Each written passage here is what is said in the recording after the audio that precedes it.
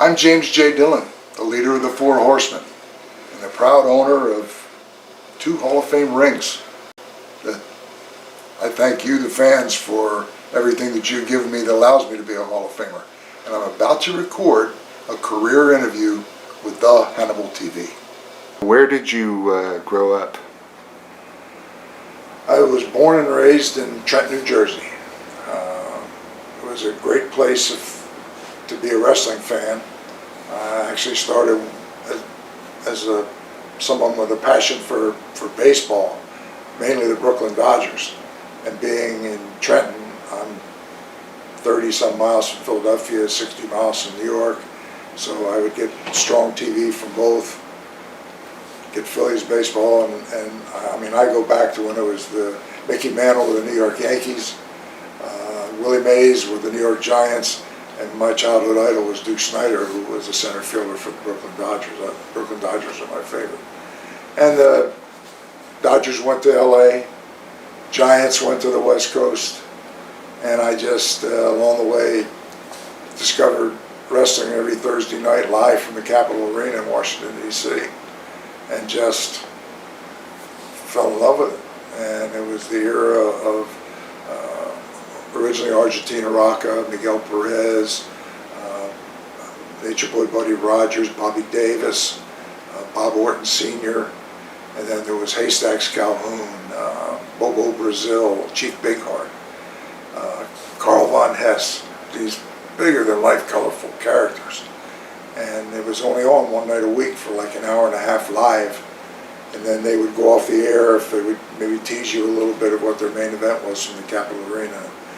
And then the live event came to the Armory in Trenton, New Jersey, where I lived, and I wasn't even old enough to drive, so the first time I went, my mother drove me down and went with me, and then once I was in the arena and just soaking up the atmosphere of a live wrestling event, and it's hard to describe. It's almost like something, man, you got to go and see it for yourself.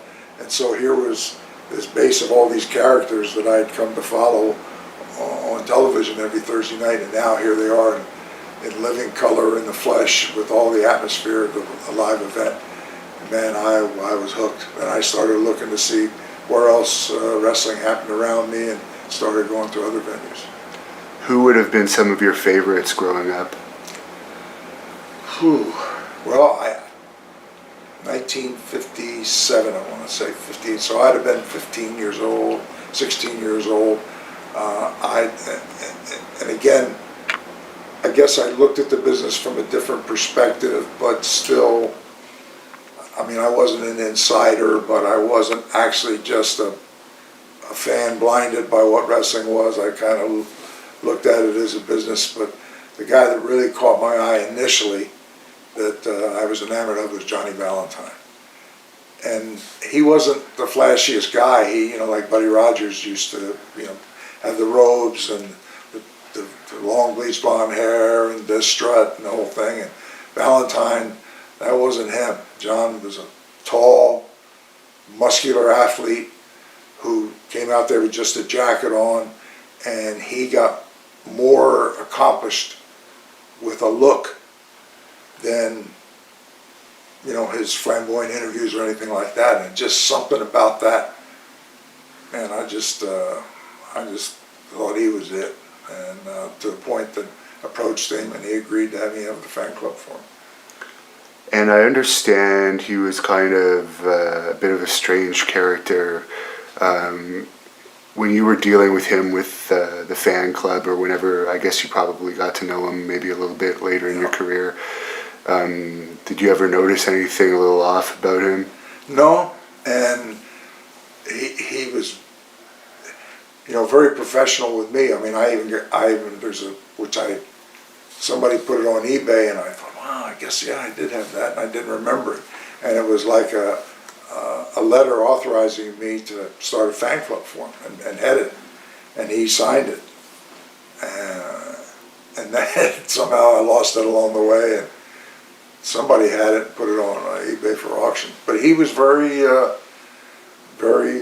business with me. I gave him a questionnaire with questions about his background, which I didn't, this is before the internet where you could go on there and get the life history of just about anybody and everybody.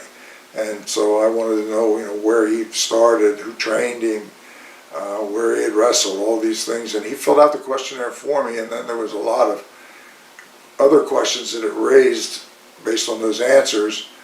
And he lived in Wilmington, Delaware, which the guys wrestling on the East Coast, it was a good place to be centrally located where they could go up and down the Jersey Turnpike into New England, or could go Pennsylvania Turnpike out to Pittsburgh, and they could get down to Washington, D.C. And he invited me to come to his home and sit down and have, really a in-depth conversation with him. And the day that it was arranged, I took a train from Trenton, where I lived, down to Wilmington, and then took a taxi out to the house. And when I got there, he had been called away at the last minute, and his wife was there, and she graciously apologized that John had been called away, and God, you went to all this trouble, come on in and sit down. And she spent a couple hours with me sharing, what it was like to be married to John, and more of the personal side of it. So it was a great experience for me, and I continued to admire him because he was different. He was different. And the stories that you talk about, I didn't experience any of that, see any of that, but later on, as I was in the business, and I heard the stories about he, how would I describe it? That maybe he had a sick sense of humor, and with some of the things that he did, but I never saw that side of him. And I guess you started in the business as a referee. How did you end up becoming a referee? I went to college in Reading, Pennsylvania, Albright College, and I got my degree in '64. And during that period of time, Ray Fabiani, who was the promoter in Philadelphia and also the president of the Philadelphia Lyric Opera Society, he was, you think of, a wrestling promoter, he was probably some sleazy cigar smoking, which if you knew Phil Zacco, you might get that impression who Phil promoted in Baltimore. But Ray Fabiani was very dignified, very respected in Philadelphia, but he was the promoter. And Vince Sr. used to come down to the matches, and they did a local television show every Wednesday night at the NBC studios on Market Street in Philadelphia, 1-hour TV show. And it aired on Saturday. And there was a guy in Reading who used to be kind of a do-it-all helper, put the ring up, do everything it shows. And so they had a ring at the NBC studios because it was on a busy street and you had to have access through the front. So they had a ring that was actually a smaller size ring because where they recorded the show was in like a little basement auditorium. It was like a mini movie theater. And the ring, which probably was a little smaller version of a standard ring, just fit on that stage. And then the audience, there was like a desk for the commentator to call the action live. And then the fans would sit like a theater setting. And the guy that I knew from Reading used to have to go down every Wednesday and get the ring out of storage, put the ring up and tighten the ropes and do everything to do the show. And so I hung around with him, and every Wednesday I was able to ride with him from Reading, where I was living, going to college, down to Philadelphia, and I would help him put the ring up. And then for the TV show, we would each put a white T-shirt on, and he'd get the jackets from Babyface of the Hill, and I'd be in the opposite corner. And so it was a big deal to all my fraternity brothers to, there he is, wow, my 5 seconds of fame on TV, to be there with the T-shirt on the apron, take the robe or whatever it was, and leave. And so that was like every Wednesday that I would go down there. And one week, it started snowing, and we would go down early to put the ring up. the time that we got there, it was snowing, but it was a parking garage right across the street, and we went into the building, and then it hit hard, heavy snow. And enough of the wrestlers showed to be able to piece together a 60-minute show to be able to air. But the referees in Pennsylvania are assigned by the Pennsylvania State Athletic Commission. They weren't your typical insider wrestling referee, and that was always a problem, because a lot of them, it was a political payday, because they were connected with somebody. They'd get assigned, and they'd work the big events and get like $100 payoff. Well, one of them would be assigned to TV, and like that day with the snowstorm, I was a fan. I would have been there if I had to walk with snowshoes, because that was like the mentality of somebody that's endeared to the wrestling business. So none of the assigned officials, and we didn't even know which one was assigned, showed up to do the show. And enough wrestlers were there to put it together, and I remember them saying, well, we need to record the show. We got nothing to put on the air. We don't have a referee. Who can referee? And everybody started looking around, and all the guys knew me and were comfortable being around me. And they all just like looked at me and kind of, there's your referee right there. Again, never had referee, but I knew what to do instinctively, knew where to position myself just from being a fan and watching for so long. So I refereed for the hour of television. The only instructions that they gave me was, with the hard camera in the back of the auditorium shooting down, they said, you work 3 sides of the ring. At no time do we want to see you walk in front of the action across the camera in the front of the ring. So you don't work that 4th side. You work position where you want. We'll never want to see you going across camera. And that was really about the only thing they told me. Well, I just knew where to be, what to do. And at the end, somebody said, wow, you're really good. And again, unlike the other commission referees who weren't fans, and later on when they would do like hot finishes at the live events, when it was a hot finish, the referees that were political referees that were coming just to get a payday would piece together that this is, and Philadelphia was a tough town, that this is going to be an uncomfortable situation, and they start, oh, my back, and I don't feel good. And they always knew that no matter what it was, I could step up and do the job. And because of that, the guys looked out after me. Because Philly's a tough town, like I said, and if it was a hot finish, I remember they would tell me at the finish, they said, you stay here, stay in the middle of the ring, and we are ready to go. The heels would tell me, when we say go, you be the first through the ropes, and the police will be coming to kind of meet us, and we got your back. And whatever you do not stop, don't turn around, just be watching in front of you and keep moving. So they took care of me. And all the hot finishes, I never got hurt. There was a lot of yelling and screaming and pushing, but they took care of me. So you were already smartened up to the business by I was smart without being smart. And a lot of fans today could understand that. I never had a conversation about, well, fill me in. It's like I didn't need to do that, didn't do that, and then they openly, did their business around me, knowing that I had become one of them. And when I read through your book, when you did a couple shots, I guess it was around the Boston area, you carpooled with Gorilla Monsoon a couple times. Yeah. What was he like? He was a great guy, and he lived in Willingboro, New Jersey, and so he would come over to the TV tapings every Wednesday, and I got to know him on a personal level. And one of the things I remember about him, that he went to Ithaca College. He was an educated guy, and here's this guy from Mongolia that doesn't say much, but here's a guy who was college educated, very smart man, and a very, very gifted pianist.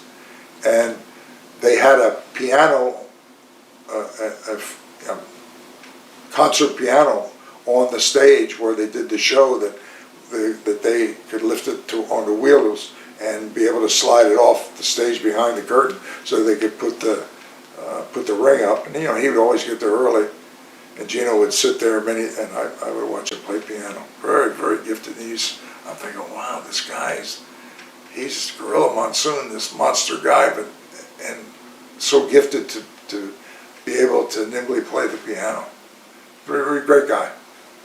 And you also did some shots, I guess, for Vince McMahon Sr. as a referee, and you, I guess, refereed a few of Bruno Sammartino's matches. Refereed a lot of his matches.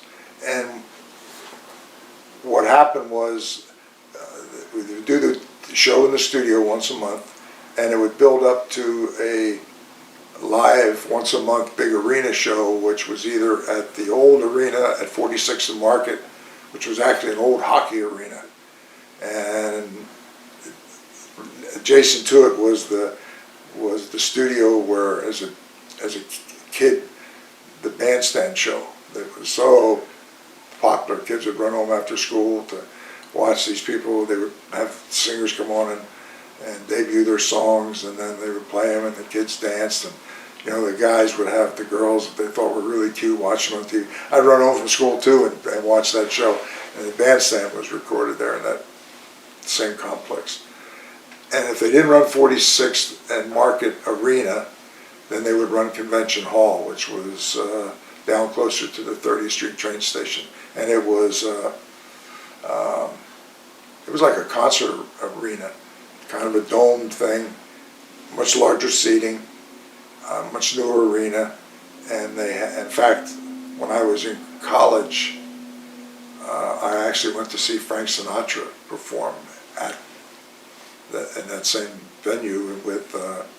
He was just getting married. It was Mia Farrow and he was right before he got married, and she was sitting there right at the edge of the stage, and he introduced her. So I saw Frank Sinatra, but it was like a stage at the end with those big, huge curtains that went from floor to ceiling, and the ring would be set up maybe, I don't know, 10 rows or so. Because it wasn't, you wanted to get the benefit of the permanent seating in the back, so the ring would be more centered, and they would have some ringside seats back towards the stage. And so it was either the arena or the convention hall, and this was before the Spectrum and the other buildings went up. So that's where you refereed a lot of Bruno's matches. Yeah, and Bruno was, and again, a lot of his finishes were controversial, because when he faced like Gorilla Monsoon or Baron Cicluna or Georgie Animal Steel or the Sheik, they weren't just one match. They were usually set up for a series of 3. So there would be some controversy on the first match or the second match leading to an eventual, what we traditionally would call, a Texas death match. There has to be a winner, no disqualification, no count out. So there would have to be some finishes leading up to that where there'd be some controversy and some heat. And a lot of the other referees, they weren't comfortable about working those matches. And they instinctively knew that I would do whatever needed to be done, and they took care of me. But Vince Sr. didn't come to the television shows, but he would come once a month to the big show, either at the arena or at Convention Hall. And always dressed impeccably. You remember things about him, and he had a nervous habit. And I don't think they were silver dollars. I think they were half 50-cent pieces, and he'd have like 5 or 6 of them in his hand. They were in his pocket, and he'd have them in his hand, and he was able to roll the front one to the back, and maybe it was kind of like a nervous habit. But that's what you remember those little things about him. And I remember that he was a very heavy smoker too. But he took a liking to me, kid in college, and because the commission assigned the referees, I wouldn't be assigned to every show. But even if I wasn't assigned, I would still go down to the arena. Just kind of being there, and just because I would have gone anyway, didn't have to buy a ticket. And when I would go and wasn't assigned as a referee, the guys, the talent used to be able to get an advance at the end of the show, and either Angelo Savoldi or Ronald Scollum would have a little desk, and guys could come up. You need money tonight, and they would take like a $50 draw on whatever their pay was, and they'd have to sign a ledger sheet, and then even if I worked or if I didn't work that was there, at the end of the night at some point, it would either be Savoldi or Scollum would come by, and they'd say,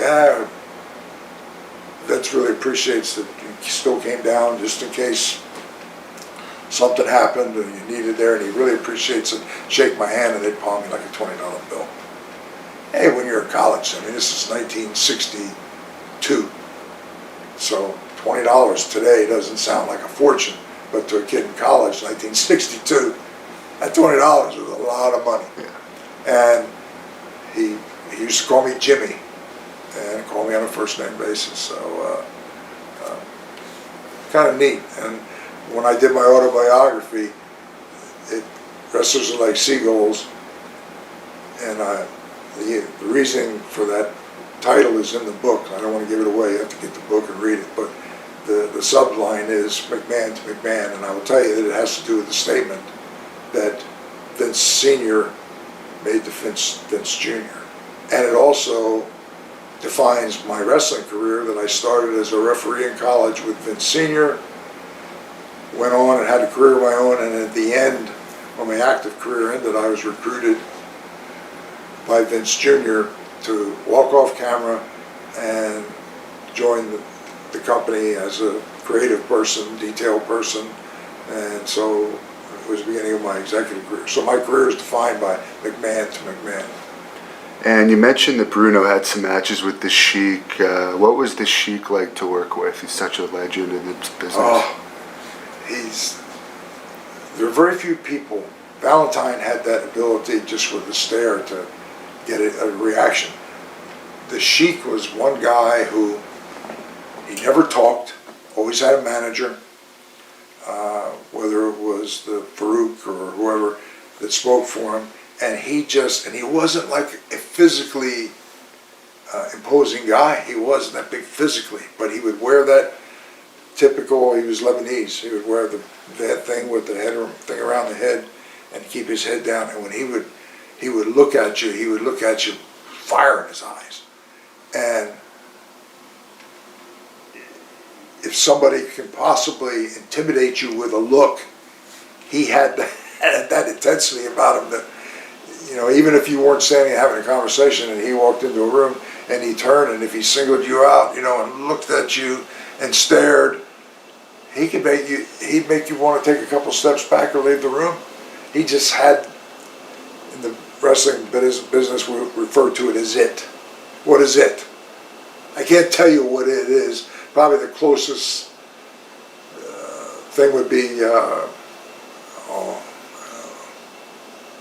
I can't think of it. It's just it. Something that person has that everybody else doesn't have. And that's what sets him apart from every. Charisma, I guess, would be the closest word that I could think of. And he definitely had it. But it was the era from '62, which was the beginning of Bruno Sammartino's title reign. And I refereed through college, and then continued to referee for a total of about eight years. And as I said, it was in Pennsylvania a commission assigned thing, but most of the matches with Bruno, were bring it back a second time, so they'd have to do some kind of a hot finish. And the other referees, they like to get that $100 payoff, but they didn't. They were scared because Philly was a bad town, and so I kind of endeared myself, and it was a beginning of a genuine friendship with Bruno Sammartino that started in '62. So you can add it up. We're talking close to 50 years that we've been friends, personal friends. And there was a couple things along the way that Bruno did for me. And like you say, I was then, Willie Gilzenberg promoted in New Jersey, so he came over one of the times to the big show in Philly. And I refereed, and Willie Gilzenberg and Vince Sr. were talking, and Gilzenberg says to Sr., "Who's the kid? He's really good." He said, "Well, he goes to college here, and he started refereeing here, and he went, yeah, he's really good." And he said, "He's from New Jersey. He's a Jersey guy. You should talk to him about getting him on the commission over there and using him in Jersey." So that's what happened. Willie said, "Well, I understand you're from Jersey." Met up with him, and he got me on the commission, and so I started working at Vince in Jersey. And then because of that relationship with Vince, every now and then I would go to Boston, or I even worked a couple times and it was more the fan in me that wanted to go to that Capitol Arena, which was, as I found out when I was there, was a dump.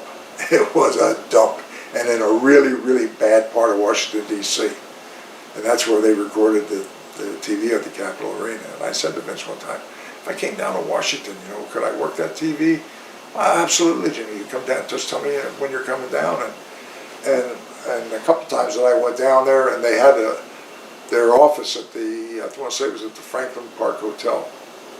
And I would go to the office, knock on the door, and they would recognize me, come in, and Vince would have that big mahogany desk, and most of the guys got paid on Thursday when they would be there for TV. And Vince welcomed me and sit down, and it wasn't like, they didn't want to do any business with me around. I kind of accepted it as one of them. So Vince Sr. was very, very kind to me. And then springing further, I don't know, you may have this in your questions, but having gone to Madison Square Garden, I had a dream. Well, first, maybe I could someday become a professional wrestler, and not only become a professional wrestler, but possibly actually myself wrestle in the Mecca, Madison Square Garden. And then I started my career mostly in the South. But that was always there in the back of my mind. And I worked in the office for a while in Tampa with Eddie Graham, who was my mentor and somebody that I just learned so much from him and had such respect for him and his knowledge of the psychology of our business. And he came in the office one day, and I had a little small office, sat down in the chair in front of me, and I used to treasure those moments when he would come in, and it wasn't a conversation as much as I'd let him say whatever he wanted to talk about, and I would just sit there just all ears and all eyes. And I remember saying, "It just seems like yesterday. I was a kid in New Jersey, went to the Garden, saw Dr. Jerry and you, and I used to dream, maybe one day I could become a wrestler, and hey, maybe even I can wrestle in the Garden." So he said, "That would have really meant something to you, wouldn't it?" I said, "Yeah, but at that point I was more of a manager, wrestling some in special situations, but thought of more as a manager." And Eddie didn't say anything. He got up and left. And a day or two went by. He comes in my office one day, and he said, I remember it was 1983, October 23rd. I may be off on the date, but I think that's probably it. October 23rd, 1983. He said, "October 23rd, you're going to have a plane ticket to fly Tampa to New York. You're going to wrestle in Madison Square Garden, and then you're going to come back." And I lost for words. He said, I called Vince, and Vince had a winter home in Fort Lauderdale. And he, at that point, was pretty sick from lung cancer. So he called Vince and said, I had a conversation with him at the Garden, and Vince said, I'd love to make that happen. He said he'll be on the next show. Get him a ticket, we'll fly him up. And then he came back in and he said, Vince knew you, remembered you, and happy to do it for you. I said, well, can I call Vince? Which I did, and I thanked him, and he, it's like, hey, I'm happy to do this for you. As long as I've known you, to make a dream come true for you, it's happy to do it. And then when I went up there, Vince's health was such that he didn't come to the Garden anymore, and it was right as Vince Jr. was kind of stepping into that role So he was there that night, and Jim Barnett was there that night, and I wrestled Tito Santana. Actually, Tito was originally scheduled to wrestle the Intercontinental title match with one of the Samoans. That's what was on the actual card insert. Down at the bottom was plus other matches with Rene Goulet, J.J. Dillon, and one of the girls or something. And then so, because they recorded for the Garden Network at that time, and I was just there, even though I wasn't known, I was somebody that Tito could have a title match with and get a clean win. And I was concerned because I wasn't wrestling full time about I'm going to finally live my dream. And my worst fear was I wasn't in, when you get in a shape when you're wrestling every day, I wasn't in that kind of shape, worried about my timing and everything, and not wanting to embarrass myself after all of this had happened. And as I watched the match, it was a respectable match. Tito won right in the middle, and they recorded it, so I have a copy of it on the Garden Network at that time. And Gorilla Monsoon and Pat Patterson were doing the commentary at ringside. And for their audience, they had no idea who this guy was wrestling Tito Santana. So they didn't talk much about me or my career. They were talking about anything and everything else under the sun. But I got to live my dream. That was the big thing. And from starting as a referee and becoming a wrestler, how did you make that transition? I'm kind of backing up and maybe answering a couple things at once. Tremendous friendship with Bruno Sammartino, and because the other referees didn't like controversy and finish, I refereed probably most of Bruno's major title defenses in that part of the country. And they knew they could do whatever they wanted to do, and they never had to worry about me being in the wrong place, and never had to worry about me not having the heat go on me when it was designed to go on whoever Bruno's opponent was. And then they would protect me getting out of the ring, because even if it's a good finish, still some fans are mad because Bruno didn't win. And I developed a friendship with Bruno that later on, the Sheik came in for a series of matches, and just in the dressing room talking about it, I told Sheik, actually, I said I really wanted to be a wrestler someday, and maybe this is as far as my dreams are going to carry me. And Sheik says, well, hey man, I promote Michigan, Ohio. Get your tights, come on out, I'll put you in the ring, see what you can do. And I just, shocked, didn't expect that conversation, just making casual conversation.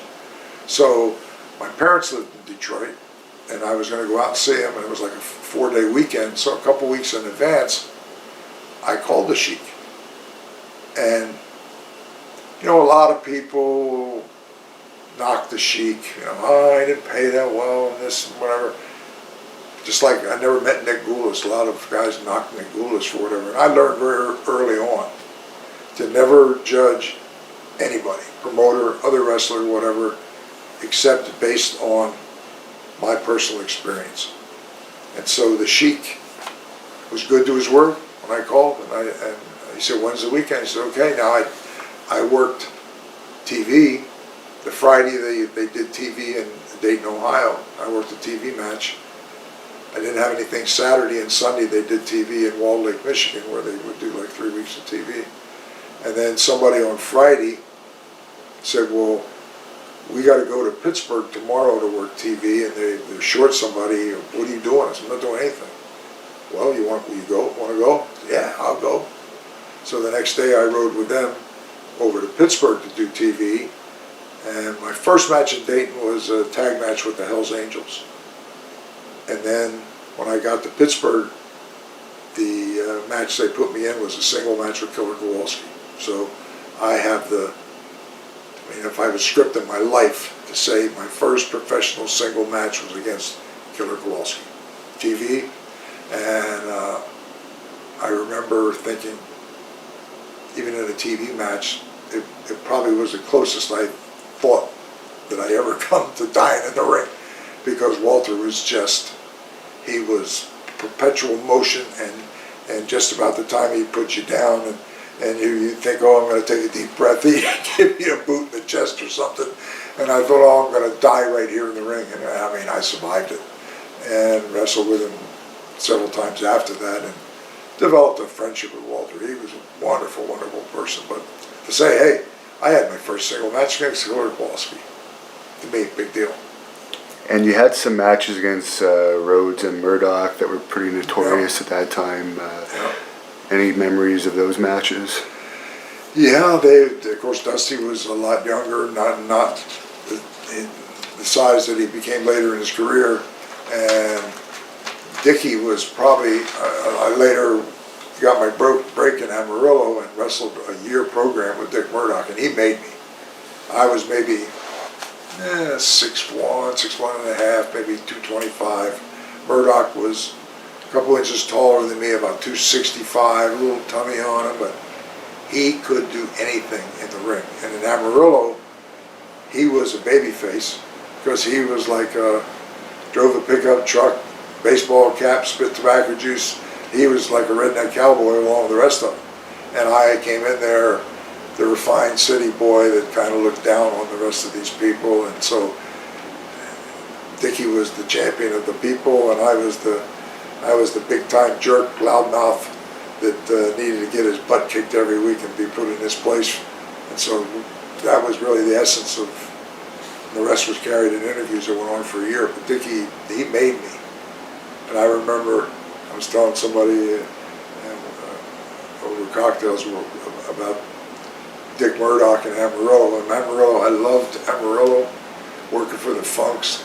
I got to go to Japan as a result of it. But it's like Murdoch was so much bigger than me, and he would sell for me, and I never went to the local bars. I knew enough to not go into the bars and get ever into a compromised situation.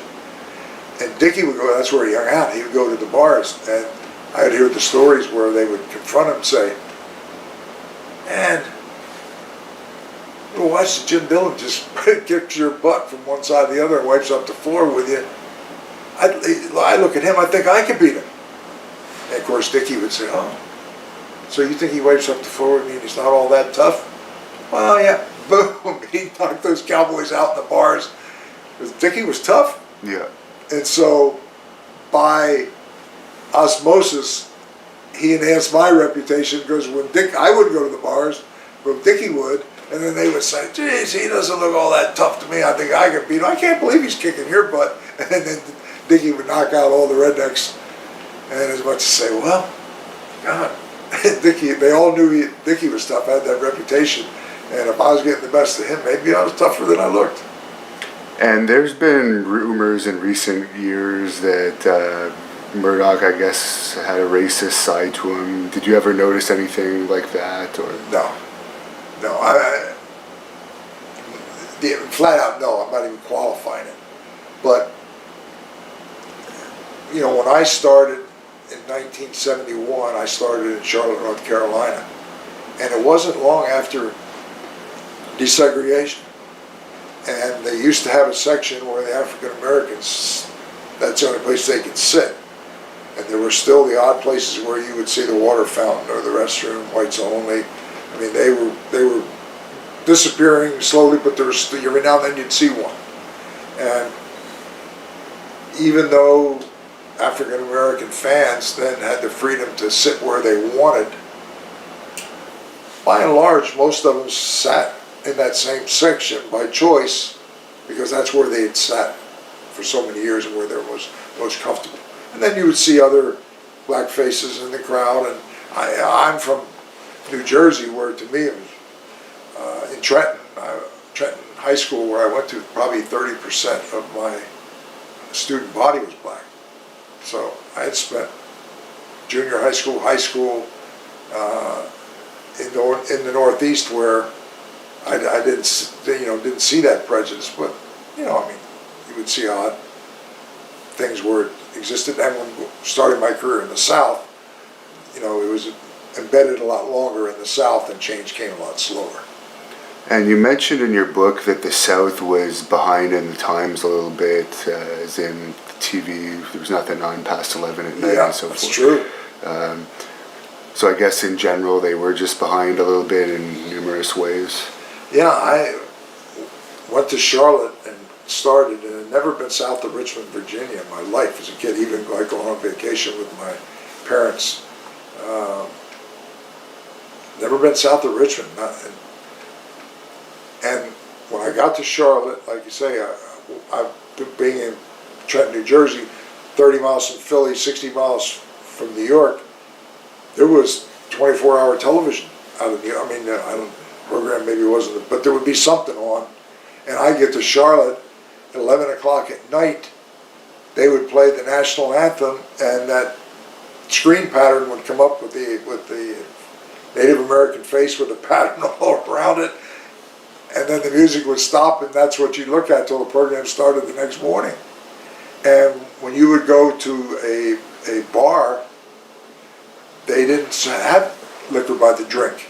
They would have brown bagging. Whatever your choice of liquor was, you would buy it in a liquor store, carry it in a brown paper bag, and then they would serve you a glass with ice and whatever your mixer was. And of course, rapid change in the Carolinas, because this was 1971, and of course, Charlotte became a huge mecca for conventions, and so obviously the laws changed and liquor by the drink and all that. But when I first went there, it wasn't that way. As far as going to Charlotte, what were your initial thoughts of Ole and Gene Anderson when you got there? Well, my first match in Park Center on that Monday was against Gene Anderson. And I remember we were the first match on the card, and I was from the land of the Giants. And this is before cable television, before the internet. There used to be like programs that get mailed around so you knew who was wrestling in other parts of the country, but it wasn't something that you had a lot of news about. So when I went to Charlotte, which Jim Crockett Sr. was alive, and I worked for him and got to know him, and they were running 3 towns a night. And when I looked at the roster of guys, like Paul Jones and Nelson Royal were one of the top teams. And Nelson Royal was like junior heavyweight, NWA junior heavyweight champion. So I'm looking at something, not in and I don't want it to sound in a demeaning way, but it was a little bit of a departure from the land of the Giants that I had just come from. And yet, when I would go out and watch the matches, the response to the crowd and how over they were, and was really the same where I'd come. I mean, they had hot finishes, and Brute Bernard and Missouri Mauler were there. I think the only guys that I knew out of the 3 rosters were, I knew Abe Jacobs, who wrestled in New York, and I knew Brute Bernard, and I knew Argentina Apollo. Everybody else, these were all guys that I didn't know who they were. And to me, champion was Bruno Sammartino, who had all those title defenses, and I had met referee many of them. And now I'm learning about the National Wrestling Alliance, and the reigning heavyweight champion was Dory Funk Jr., who in 1971, he was the reigning champion, not for full calendar years, but his reign spanned 4 years, probably a 3 years spread over, not 3, but 4 years. And he would come in and defend the title. Usually the Carolinas, he might come in for a week or 2, and then he'd be going and then I understood that there were like 25 promotions around the country under the NWA banner that they recognized this champion. So it was like basically a re-education. And I was going from like mainly big shows once a month up into what I refer as the land of the Giants to like Charlotte ran every Monday in Park Center. Raleigh ran every Tuesday. Wednesday was Asheville. Thursday was Norfolk. Friday was Richmond. So the television show was structured for kind of like an episodic athletic soap opera because they were running week to week. which differed from the big show concept where you would build it over 4 weeks to the next big event type of thing. And it just was a different approach to the business, different guys. Les Thatcher took me under his wing. Sandy Scott was a big help to me. Johnny Heidemann, Art Nelson, another guy that really helped me. And I wasn't a kid. When I went down there and started full time, I was 28, going closer to 29 years old. And so the fact that I think I was a little bit older, I was maybe a little bit more mature than, say, an 18-year-old kid that's just breaking into the business and, you know, excited about all the girls, you know, running around screaming and wanting autographs. And I was, not that that wasn't nice too, but I'm talking about, I had a more serious approach to the business. And that's why I think all these old, I call them old timers, wanted to help me, because I was respectful of the business, respectful of them. And when I would be in the dressing room and get ready to go with a finish or something, I would just say, okay, tell me what you want me to do. And a lot of younger guys like walked in there like thinking, well, I've got this all figured out, and I thought we could do this. And a lot of the old timers, you know, might have felt disrespected by somebody with that attitude. They didn't see that in me. I was just the opposite. Tell me what you want me to do. So they really, really helped me right from the get-go. And I was there over 2 years and moved up from being an underneath guy, teamed with Les Thatcher. Then they teamed me with one of the Kentuckians, Big Boy Smith, the big guy, small guy concept, where I did the selling and the old Kentuckian got the hot tag, and worked some main events in small towns. And then eventually Johnny Weaver took a liking to me, actually sent me down. He said, you know, you need to get out, let the rest of the world know who you are. So he said, I want to book you down in Florida for 3 days. And he said, go down there and enjoy yourself, and just so they see who you are and get a chance to observe your talent. So Johnny was a huge, huge help to me. And then there was one thing where Dory Funk came in to defend the title, and Johnny was the top babyface. And so he wrestled Funk most of the times coming through. Or if it was a big show, they might bring Briscoe up and have the Briscoe Funk thing, if it was like Greensboro or something, or Charlotte for Christmas or New Year's or Thanksgiving for big show. But Junior came in for the week to defend the title, and Weaver couldn't wrestle him in both Norfolk and Richmond because the towns were only less than 100 miles apart and the TVs overlapped each other. So he said, rather than get into a thing, well, regardless of the outcome in Norfolk, I'm getting a rematch in Richmond. He said, no, that's going to take away from the making it special to like the people in Norfolk. So he said, Richmond, I'm going to wrestle in Richmond. It's the stronger of the two towns. And he said, I'm going to give you the match in Norfolk. A year and a half in the business, I'm wrestling Dory Funk for the NWA World title. And what Weaver did was put me on Raleigh TV with Dory Funk, and the champion very seldom wrestled on TV. And they thought it's good to have like a 10-minute match with a world champion, non-title, on TV. And he said, you'll have a great match with him, put him over right in the middle. And then he said, the following week, I'm going to have you on an interview where you reflect back on that match. And the storyline basically was, I was a nervous wreck. I'm going to wrestle Dory Funk on television. Oh my God, the world champion. And then once I got in the ring after the match, now I'm here reflecting back on my thought process, and it's like, I was so nervous. And then once I got in there and the bell rang and we locked up, within a minute I realized, hey, he puts his pants on one leg at a time just the same as I do. And I'm thinking, Dory Funk I have total respect for him, but all his preparation as he moves around the country, he's thinking about Jack Briscoe, he's thinking about Johnny Weaver. He doesn't know me from Adam, he knows nothing about me.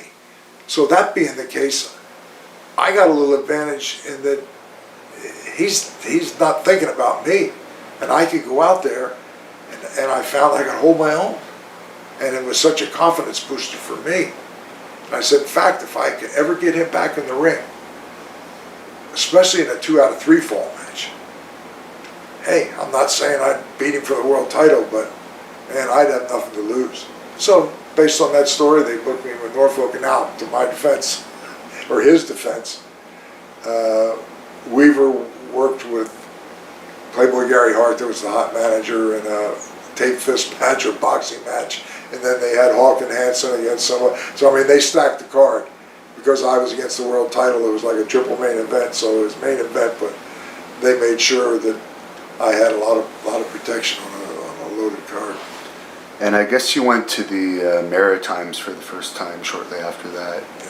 Yeah. I guess one of Leo Burke or someone may have recommended you for that territory. Yeah, because up in the Maritimes, they ran during the summer months in the hockey arenas. They didn't have arenas as such. And in the fall, when hockey season started, they put the ice down, and then it wasn't to put boards over the ice and pot. You know, they shut down.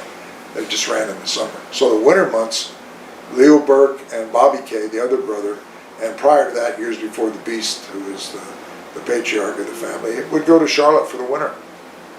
So they developed a very close friendship with Weaver, and Weaver then would be brought up when their season opened in the fall. They'd bring Weaver up, give him a break from the Carolinas, and he was helping booking with George Becker, and bring him up as an attraction. And what happened was,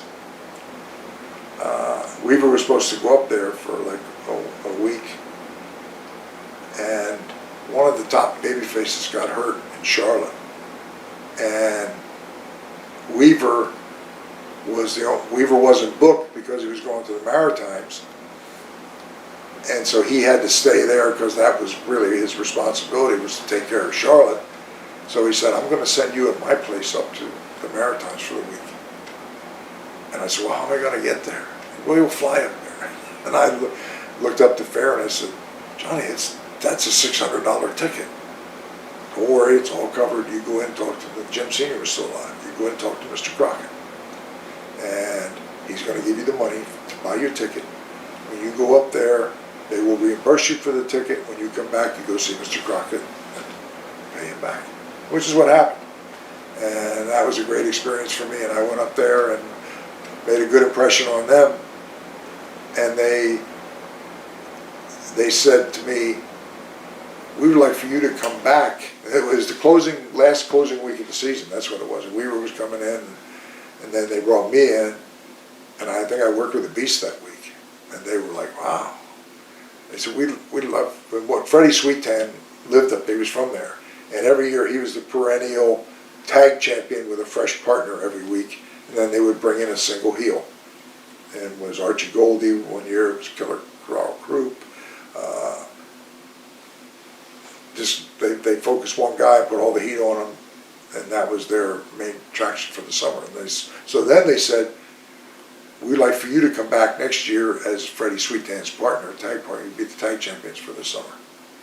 So I went back to Charlotte and went in to see Mr. Crockett, repaid him. I said, Mr. Crockett, it was tradition to give 3 weeks notice if you're going to leave. And I said, I want to give you 6 months notice that next summer they've invited me to come back there and I'm going to be one of the tag champions for the summer. And Jim Crockett kind of laughed and he said, well, I'm happy for you and I want you to go up there and I know you do well, but I also want you to know that you have a home here anytime to come back. Well, I said, thank you very much. And so in the meantime, Stan Stasiak was penciled in to be their main attraction for that summer when I was going to be the tag partner of Freddie Sweetan. And about 2 to 3 weeks before the season started up there, Vince McMahon calls Stan Stasiak out of the blue, not knowing all this is going on, gives him a starting date to come in to work the New York territory, which is where everybody dreamed of being. And it's like, and the Cormier family, the Beast and Leo Burke, and they were understanding of the business. Yeah, it's 3 weeks, and they had everything invested in Stasiak. Now to find out he's got a chance to go to New York, they're not going to say to Stasiak, well, you got to start a date with us. You can't go to New York. You got to come here. You know, they just, they were businessmen that understood how the business was. So now, in 3 weeks, it's like, what are we going to do? And I made a trip with Leo Burke because he would come down for the summer. And I said, Leo, you're going to think I'm crazy. I said, I'm already committed to come up there as Freddie's partner.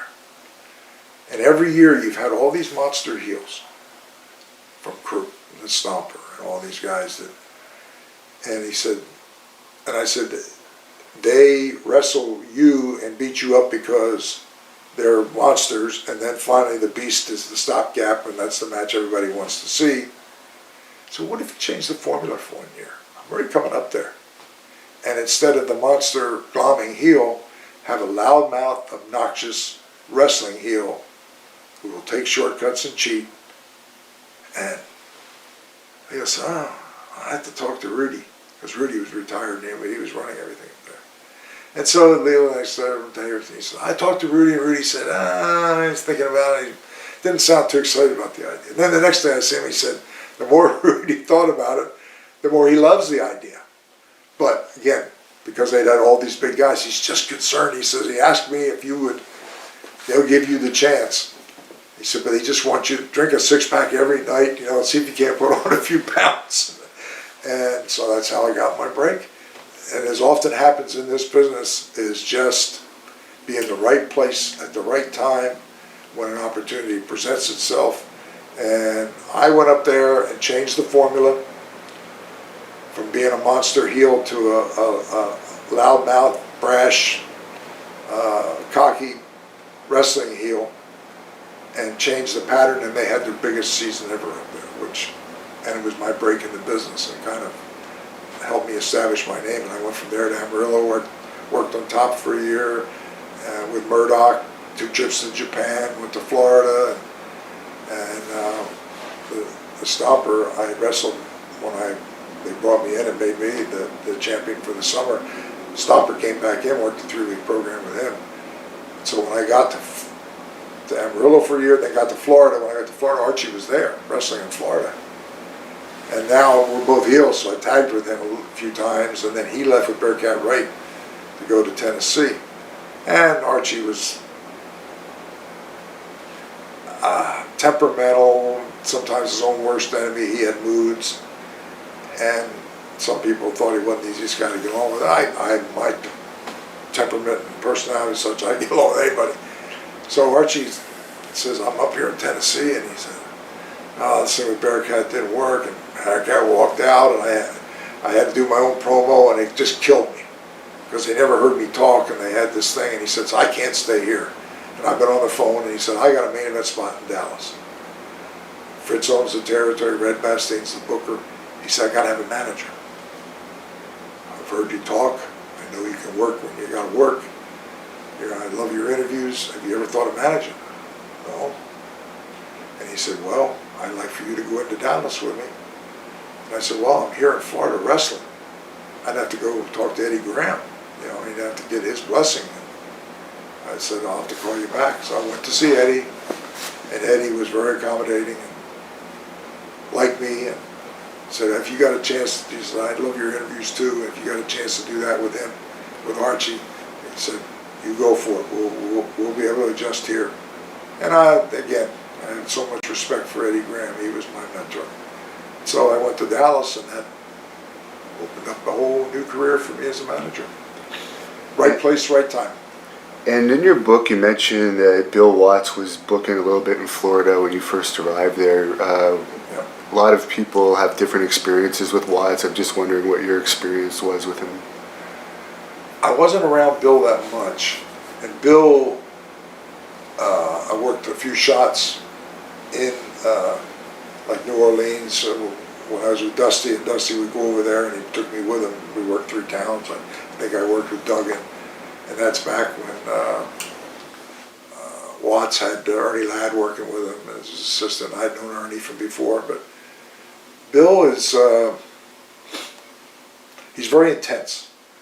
And some guys, it's like Ole Anderson. very intense. And the thing about them is they're strong personalities. You immediately know where you stand with them. They don't sugarcoat anything. And some guys like to be stroked. You know, they like to be massaged, and rather than somebody in your face. And you know, if you're going to work for Bill Watts or you're going to work with Ole Anderson, that's the management style. I never had a problem with it. There are a lot of guys that would have. So I had tremendous respect for what Bill accomplished, because to me, it all traces back to Dory Funk Sr. And I only met him one time, and to me, he was a genius that rubbed off on his two sons. Eddie Graham had a long run in Amarillo, being around Dory Sr. So when Eddie went to Florida and was so successful, I feel that a lot of Eddie's philosophy, everything that he did, traces back to Dory Funk Sr. Now Eddie is kind of like, Senior passes away, now Eddie it's been passed on to him. He then in turn influences Bill Watts, influences Dusty Rhodes. They go off and have their successes and are big attractions in Florida. And I think it all traces back to Senior in Amarillo, Eddie Graham, and the influence that he had on other key people that then had great success. And so Watts was, I think, had good knowledge from being around Eddie Graham, and he was a top guy, drew money, big guy, and I got along well with Bill. And you mentioned the Florida incident with Lex Luger and Bruiser Brody in your book. Were you there that night at the arena? No. I was actually in Charlotte, and when I first went there, I left Florida, where I was Dusty's assistant for a couple of years, and I'd been there for a couple of years. First, I booked for a while, and then I learned that being a booker is not only having fresh ideas and being creative and producing TV, but I didn't really realize that another element of the successful bookers was every one of them was a top attraction as well. And as such, had a nucleus of their guys who coattailed with them, because if Watts is on top and Dusty's on top, I can go there and I know I'm going to make money because I'm going to be one of his guys. I didn't have that network. And I realized then how really important that was. And Eddie really helped me. I didn't have much, and this is not into any way, I don't want to demean these guys because they worked their butts off and were great guys, but I had Eric Embry, I had Charlie Cook. I didn't have that bigger than life baby face guy. Jimmy Garvin was there, Don Jardine was there for a while, but when you looked at the roster, I didn't have that wow impact roster. And so they contacted, I was there for, I don't know, 4 or 5 months, and I had replaced Jody Hamilton, who I think the world of, because Jody handled that situation, that transition. I was more worried about that, and Jody made it. Jody'd been around and knew that this is the nature of it, and the last guy, when the bookers changes, the booker going out, he doesn't have any advance notice. And Jody I have so much respect for him. But now Dory and Terry were going to do the booking together, but they didn't want to move to Florida. They were going to do it by phone. So I had just come from Amarillo for a year, worked on top, learned a lot about the creative side from being a part of that. When they would meet each week, I'm over at the uncle's house, I would sit in on all those things. So they agreed with Eddie that they would take over the booking with the understanding that I stayed and was part of it. They would come in and I would be like the assistant booker. A little bit of cutting money, but okay. Eddie went for that, and then after a while, oh boy, you know, Terry would come over for a couple of weeks and go home, and it was hard to do the booking of a territory by phone from somewhere else. And as it worked out, Eddie used to get a run with Dusty, and he would sense when a good thing with Dusty, because he was such a charismatic, unique character, you would have to take it in increments. And then before it ran out or lost its spark, Eddie was smart enough to know I need to figure a way to get Dusty out, either they need him up in New York or something. And that's how he would change bookers without, quote unquote, firing Dusty. Yeah. And so after Dory and Terry didn't want to do it by phone anymore, the hiatus of Dusty had kind of wound its course, and he was ready to come back. And he always wanted to book.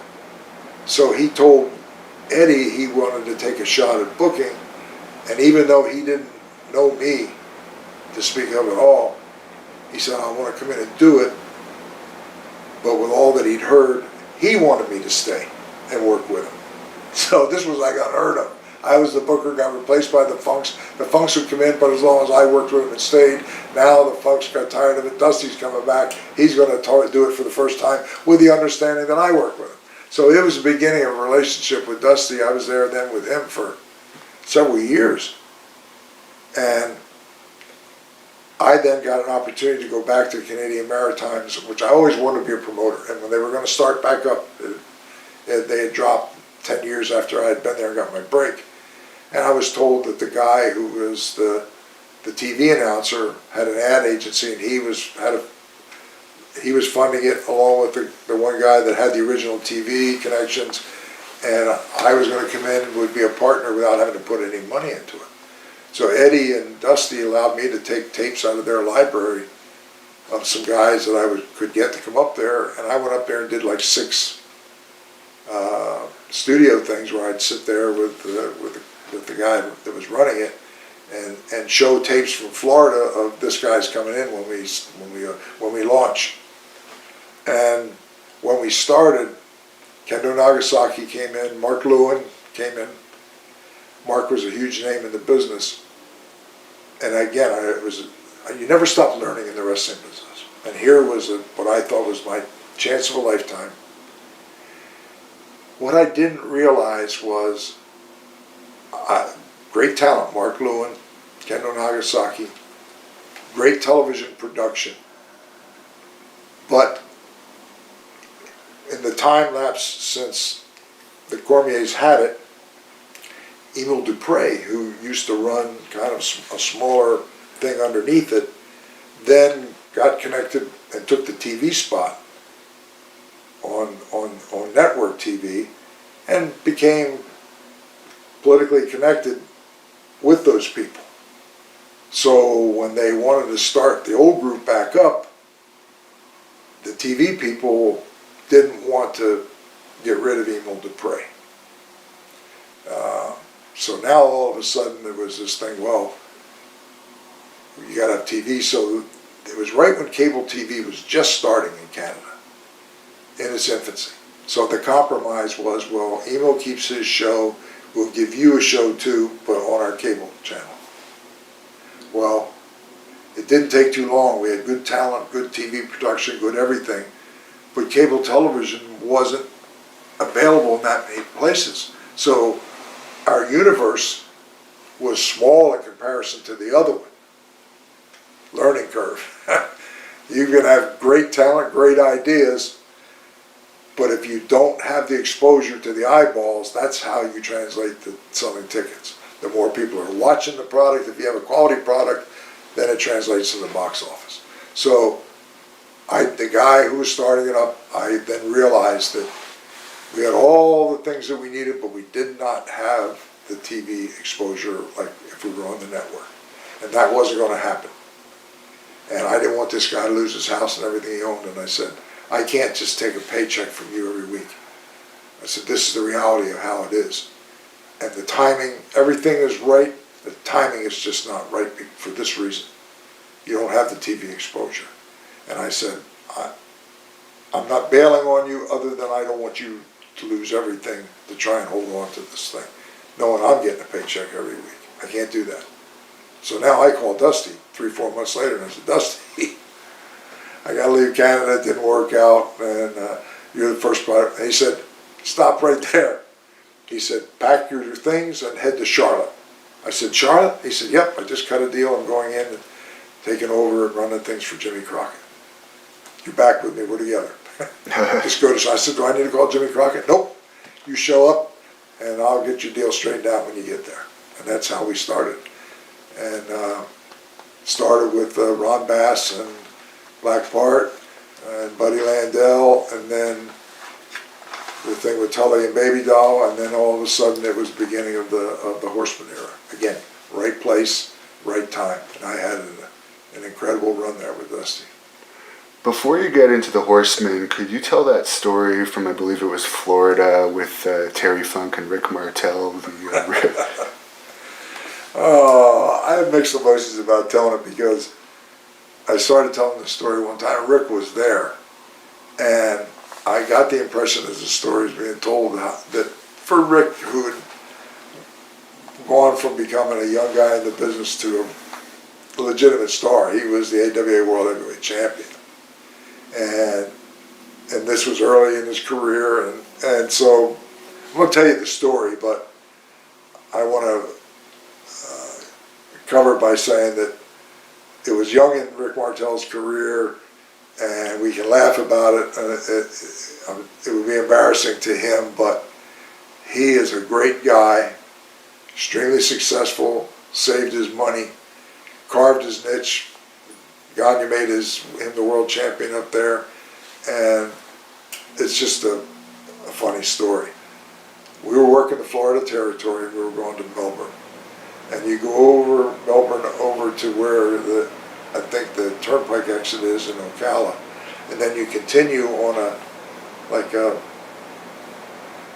2-lane road through the swamps over till you get to the coast to Melbourne. So Roger Kirby and I were tag partners. We're riding, and Terry Funk is driving and has Rick Martel with him. So there's no cars on that 2-lane road. This is the middle of the day. And all of a sudden I look in the mirror and I said, man, somebody's coming up behind us and they're flying. And as the car goes, shoo, goes past, Kirby says, oh, he had that slow drawl. He said, that's that crazy Terry Funk. And had Rick Martel with him. So we don't go a whole lot past that, and all of a sudden we see a car in the middle of the road. It stopped on the highway. Right in the middle of the highway. In the middle of the stripe where you can't, difficult to get, you could get around him, but difficult to get around him. You don't want to run into him. So as I slowed down and realized that it's Terry Funk. So we stopped a couple car lengths behind him, not knowing what's going on. And once we came to a stop, all of a sudden the passenger door opens.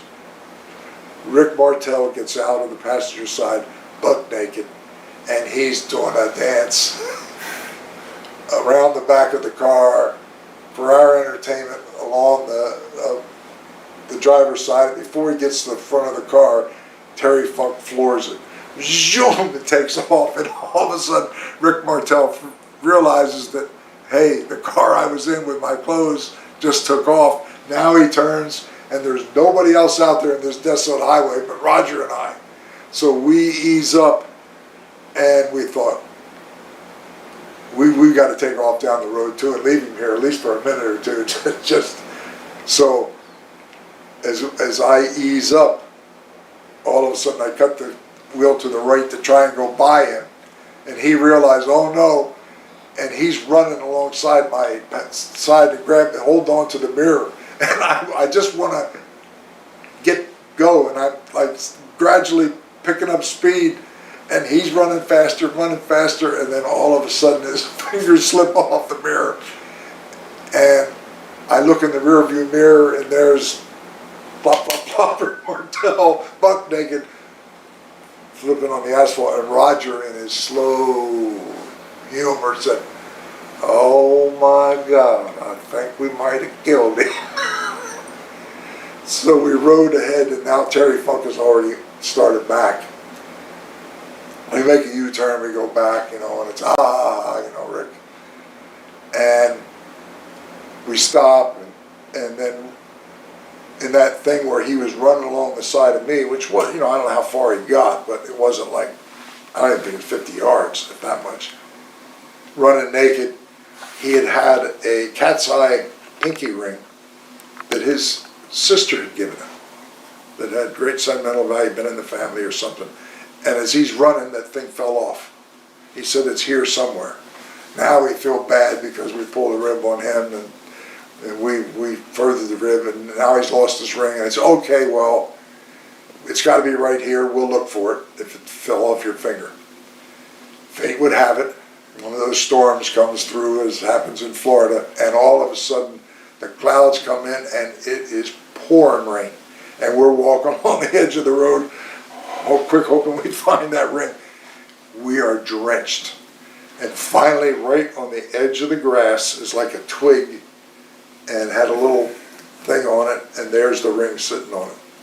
Got the ring back, got in the car, all of us soaking wet, went on through to Melbourne, and went in to dry off. And of course, that story has lived on and on. And as far as the Four Horsemen go, I understand the name was just a spur of the moment interview where Yeah, it wasn't some creative idea. Well, why don't we take this bunch of guys together and we'll call them the Four Horsemen? I wasn't like that. We were doing syndicated TV for Crockett, and then we were doing TBS, the 605 show, recording it every Saturday morning, and then we would get on the plane and go somewhere and work that night. And we were doing 2 hours of that. And that particular week, Flair was the world heavyweight champion. Ole and Arn were world tag team champions. And Tully was the national champion. And we had things to promote, and then there was other commercial spots where we didn't have anything or any particular interview that had to be slotted into the program. And so somebody said, "Well, why don't you guys, you got all the championship belts, all the gold, all the bragging rights, all of you go out there and just mention, you can't talk about your matches this coming week, but just, mention that you guys are going to be, and then we could plug the towns that were going to be that following week. Like if we were up in Michigan, Ohio, or wherever we were going to be." So while we were all out there with all the gleaming gold and all the bragging rights, when the mic came to Arn said, "I want you people at home to take a good look at your screen." And he said, "Never have you seen a collection of individuals with all of the gold, all of the bragging rights, and total dominance over the industry that, to draw a comparison, you'd have to go back in history to the Four Horsemen of the Apocalypse." Just a throwaway thing. He didn't tell us what he was going to say. Maybe he probably didn't even know what he was going to say. Just Arn was very, very creative, very, very unique in his interview approach. Well, the next time any group of us went out there, it started in the studio. Four Horsemen, Four Horsemen. And a lot of times it was kids from Cub Scouts and Boy Scouts, and they're holding up this. It aired that night. We go to the town that night, and the fans are yelling, "Four Horsemen, Four Horsemen." So this went on for like a couple, and it kept growing. And a week or two went by, and Jimmy Crockett just said, "What's this Four Horsemen thing?" I said, "Jimmy," he said, "I think you better start paying attention, because it just started as something that Arn mentioned as a throwaway line, but it stuck with the people. And they're driving this thing. And every town we're going to, we're hearing Four Horsemen, Four Horsemen," and the symbol of what came to be known as a symbol of excellence. And that's how it started. And then we got onto it, where we kind of accepted that identification.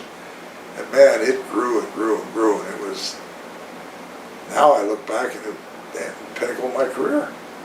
So was the plan all along you guys were going to be a group, and then when the fans just jumped on the Four Horsemen, that was the name, or did it kind of happen that you guys became a group due to the fans? Yeah, we then accepted the identity, and the thing is, there were very few matches where all four of us were out there in one match, because Rick would defend the world title as a single, Ole and Arn would often defend their titles in a tag title match, and then Tully, and he was actually initially the only one that I managed, he was a national champion. So even when each of us went out, the people would yell, Four Horsemen, Four Horsemen. So it kind of became, I don't know, they struggle a lot of times to say, well, I don't know what you were. You're not really a stable, and you weren't really a tag team, even though on rare occasions you would team together. But you were, the word that seems most common that I hear is faction. You were a faction, your group, and become what many say is the best known faction in the history of the business. And you guys were all close friends outside of the ring? Yeah, and I think that had a lot to do with it too, because a lot of times there's even tag teams. Two guys could be tag, even sometimes brothers, who can't stand each other. With the four of us, when we were out on the road, we would travel together just because we enjoyed each other's company and being around each other. And Flair was fun to be around, to start with. And then if we were home and had a day off or something, it's not uncommon for one of us to have something at their house and invite the other guys. So it's like, you'd think when you're with somebody on the road so much that you would want to, man, the last thing when I have a day off is, I don't want to see these guys, but we generally enjoyed being around each other. How long had you known Flair for by that point? This would have been probably 85, and I think I met Flair when I was in Amarillo about 10 years before that. He just was getting started, and they realized he was somebody special, and they wanted to send him out, kind of like Weaver did. We want the world to see you. We're going to send you down to Florida for 3 days so they hear your name and see you. And so Flair came to Amarillo for a week. And I'd heard of Ric Flair, and that George Scott was doing big things to revive the Carolinas, and that Flair was somebody really special. And so he came to Amarillo for a week as part of that, and then they would go to St. Louis. And so I first knew Flair around 75 when I was working in Amarillo, and he came in for a week. Was he always as wild as he became to be known for? He always dressed the part, always the hair and the type of interviews that he did, and he lived life to the fullest, and he was fun to be around. And so, yeah, what you see is what he is. He is the true nature boy, and he's the jet flying, limousine riding, kiss stealing son of a gun. What's the craziest thing you've ever seen him do that you could talk about without getting him into too much trouble?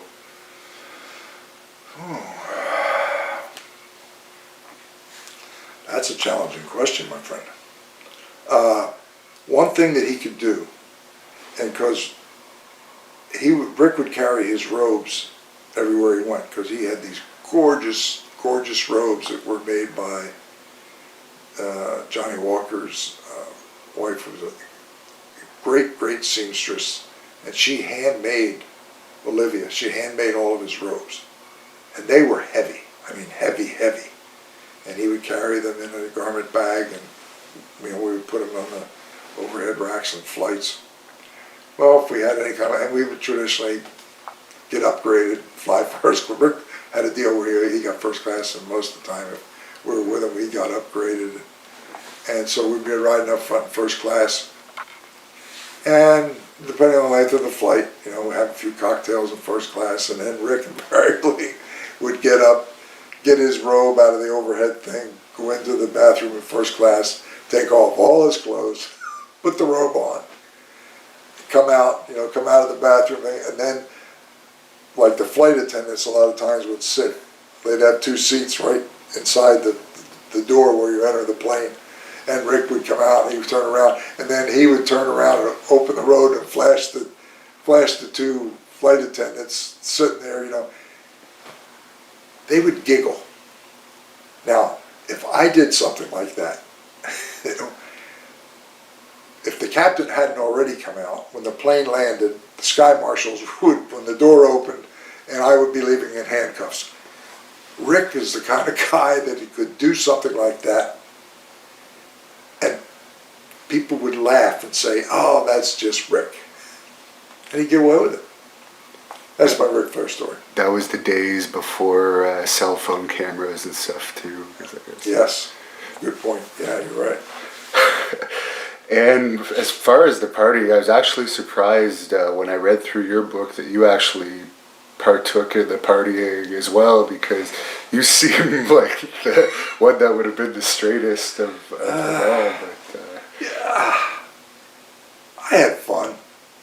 And like I say, it's hard to be around Rick, and you know, and he always had a limo every night, and it was like we all enjoyed being around each other. So it wasn't like, well, this was his limo, I'll see you guys in the building, or see you. It was like, get in. And when we were in Chicago, there was a club on Rush Street called the Snuggery, and they loved having us in there.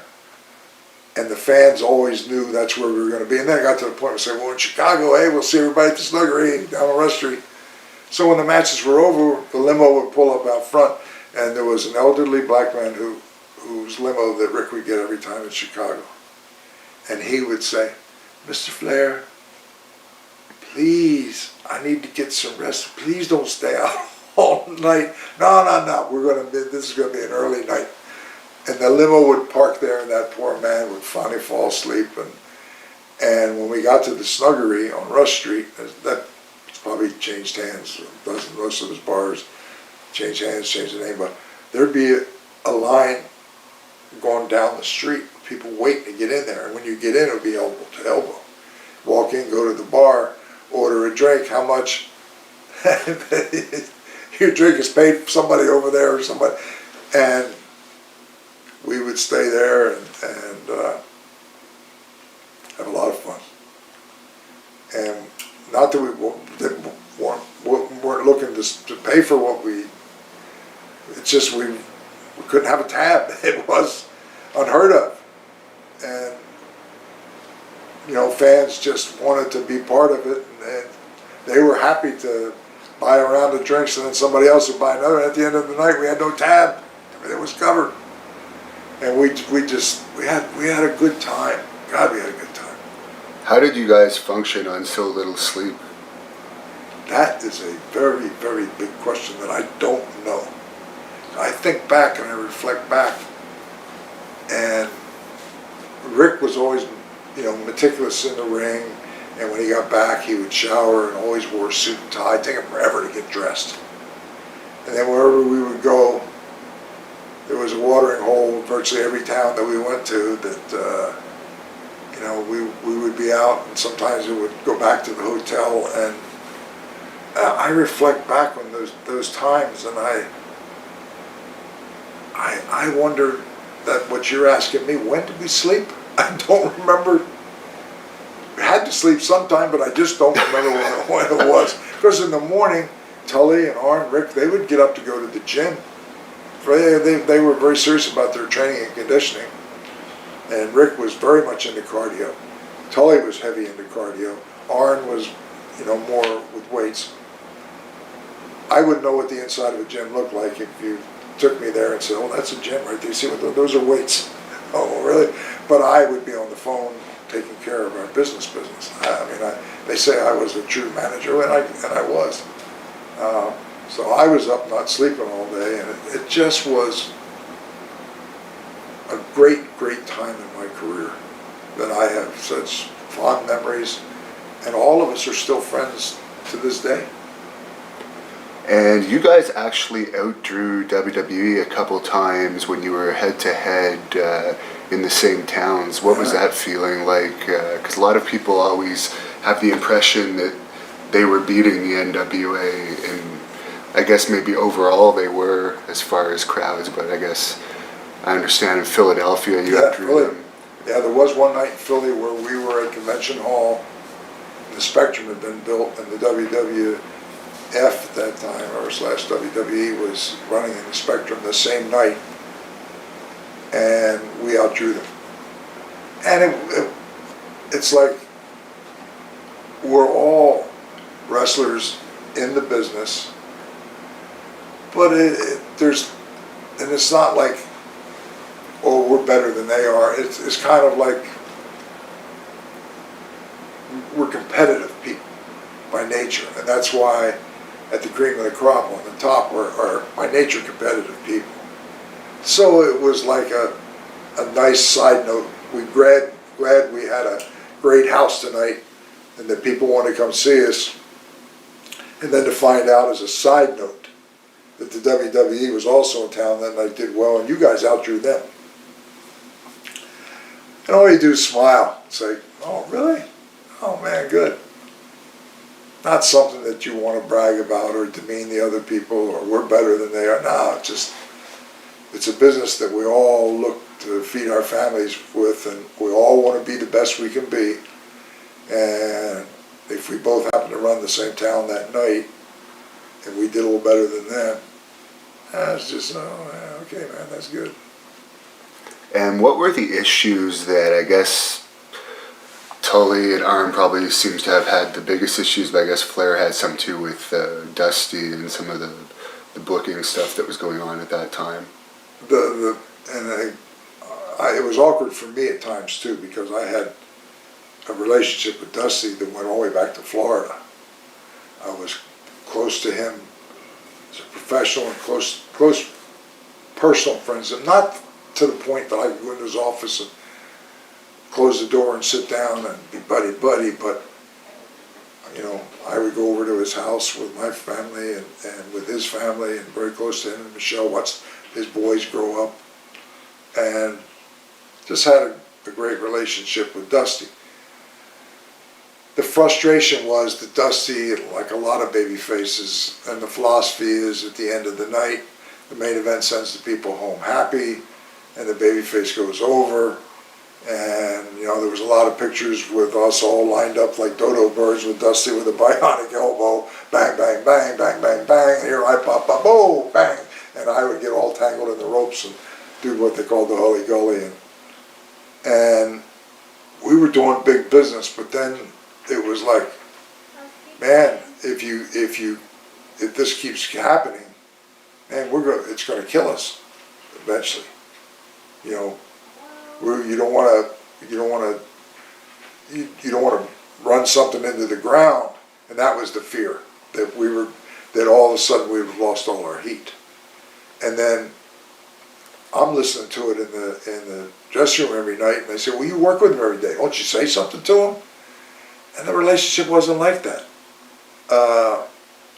And what I could do was when it kind of intensified, that was reaching a boil over point, I could go to Jimmy Crockett. I had a very good relationship with Jimmy. And it wasn't something where I was buddy or have dinner over his house, or it was kind of a professional respect thing, because I had started with his father. And I could go, I say, Jimmy, can I, and this didn't happen very often. I said, Jimmy, can I have a couple of minutes with you? Absolutely. Close the door. What's on your mind? And I would tell him, say, this is the situation, and it's reaching a point that you need to be aware of it, and it's something that I think only you can diffuse. And I would explain what happened. I said, we're doing great business. Dusty's going over every night, and the guys, you know, we're losing, covered in our own blood. Yes, we leave with the belts, but you know, they feel that all of a sudden our heat's going to die, and this is all going to, you know, when we all want it to last, and these guys are fearful that it's Dusty's ego, is what it all came down to. That he's got to go over every night and leave us all laying in our own blood. So Jimmy understood. So what Jimmy would do, Jimmy could go into Dusty's office, close the door, And Jimmy was a very smart man. Great relationship with Dusty. He could say things I couldn't as the owner of the company or the head of the company. And I don't even know what he said, but he understood Dusty and knew how to communicate with him. And then that same night, which used to be the case before they got so big, Jimmy had a personal relationship with him and Myra and Rick and his wife. And they would have Rick go over to the house and have dinner with him. Jimmy calls Rick, why don't you let come over and have dinner with Myra and I? The next day, Rick, oh God, Jimmy called me and I went over, we had dinner together and I had a chance to talk to him. And oh man, I feel so good, everything's going to be okay. And then that would kind of smooth things over between whatever he privately said with Dusty. It wouldn't be a radical thing that you could say, ooh, something happened that day, it's different today, but it would be more subtle. But it would diffuse the situation. And I think Jimmy reassuring Rick in the locker room would have a trickle-down effect with the other guys, because Rick was the champion. But then, 6 months, 9 months, we'd be back in the same place and that same cycle. Jimmy, I need to talk to you again. And oh man, they're blue. And he understood. He would, Rick, want to have dinner? And he would go talk to Dusty. And so that solved the problem. What ultimately led to Tully and Arn jumping to WWE? Well, for all of our success, the WWE was still perceived as the top of the mountain. We certainly competed with them, and like in Philly, outdrew them. And it was a chance that Tully, and I don't know which happens in the business, somebody calls somebody, even if they're under contract, and like their contracts either expire or whatever, because that's what happened with me too. My contract had expired right when Turner won. And Barnett was there, and oh, we need to get your contract taken care of again. And somebody, Tully called me. They weren't up there 2 weeks. And said, Pat, Vince are doing all the booking and 3 tours a night, and they need help. And a lot of good things are being said about you. I don't know what your situation is, if you're happy there or what, but if you make a phone call here, I know how highly they think of you.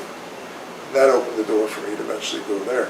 But prior to that, Tully and Arn, wherever that conversation happened, we're going to have a chance to go where everybody at some point wanted to be, and to be managed by Bobby the Brain Heenan as the Brainbusters. And they went up there and they did okay, but I think in the end it wasn't maybe everything. Sometimes be careful what you wish for, that it's not everything that you see from the outside, and when you're actually there. And after a period of time, they were ready to come back to where they had maybe a better comfort level. That happens a lot in the business. Was Dusty still the head booker when you left WCW or NWA to go to WWE? It was right when Turner bought the company.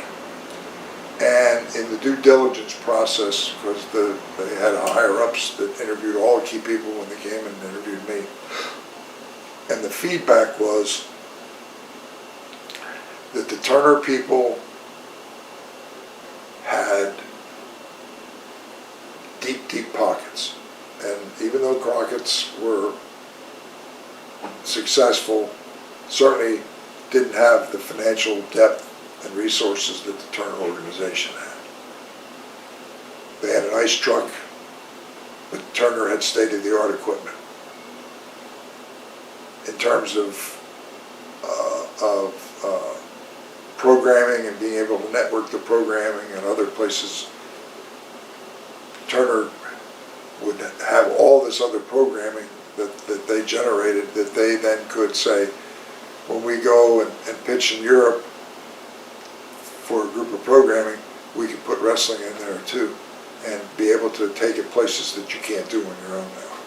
So it was all of these reasons. And then the last thing they would say is, however, the one thing, these are all the benefits that we feel by us buying the company to give it stability, but the one thing we're not going to do is to touch the wrestling product, because that's what you guys know best. But the other caveat was, we hear that the problem is Dusty Rhodes, and one of the things is, if we buy the company, we would need to replace Dusty. So that was kind of understood that, and for me, Dusty was somebody who I had great professional respect for, going all the way back to Florida. He was a personal friend. So at the time, that was the deal, that Dusty was going to be out, and I think they were bringing in, well, they were going to bring in Jim Hurd to run the company, and I think they were going to bring back George Scott.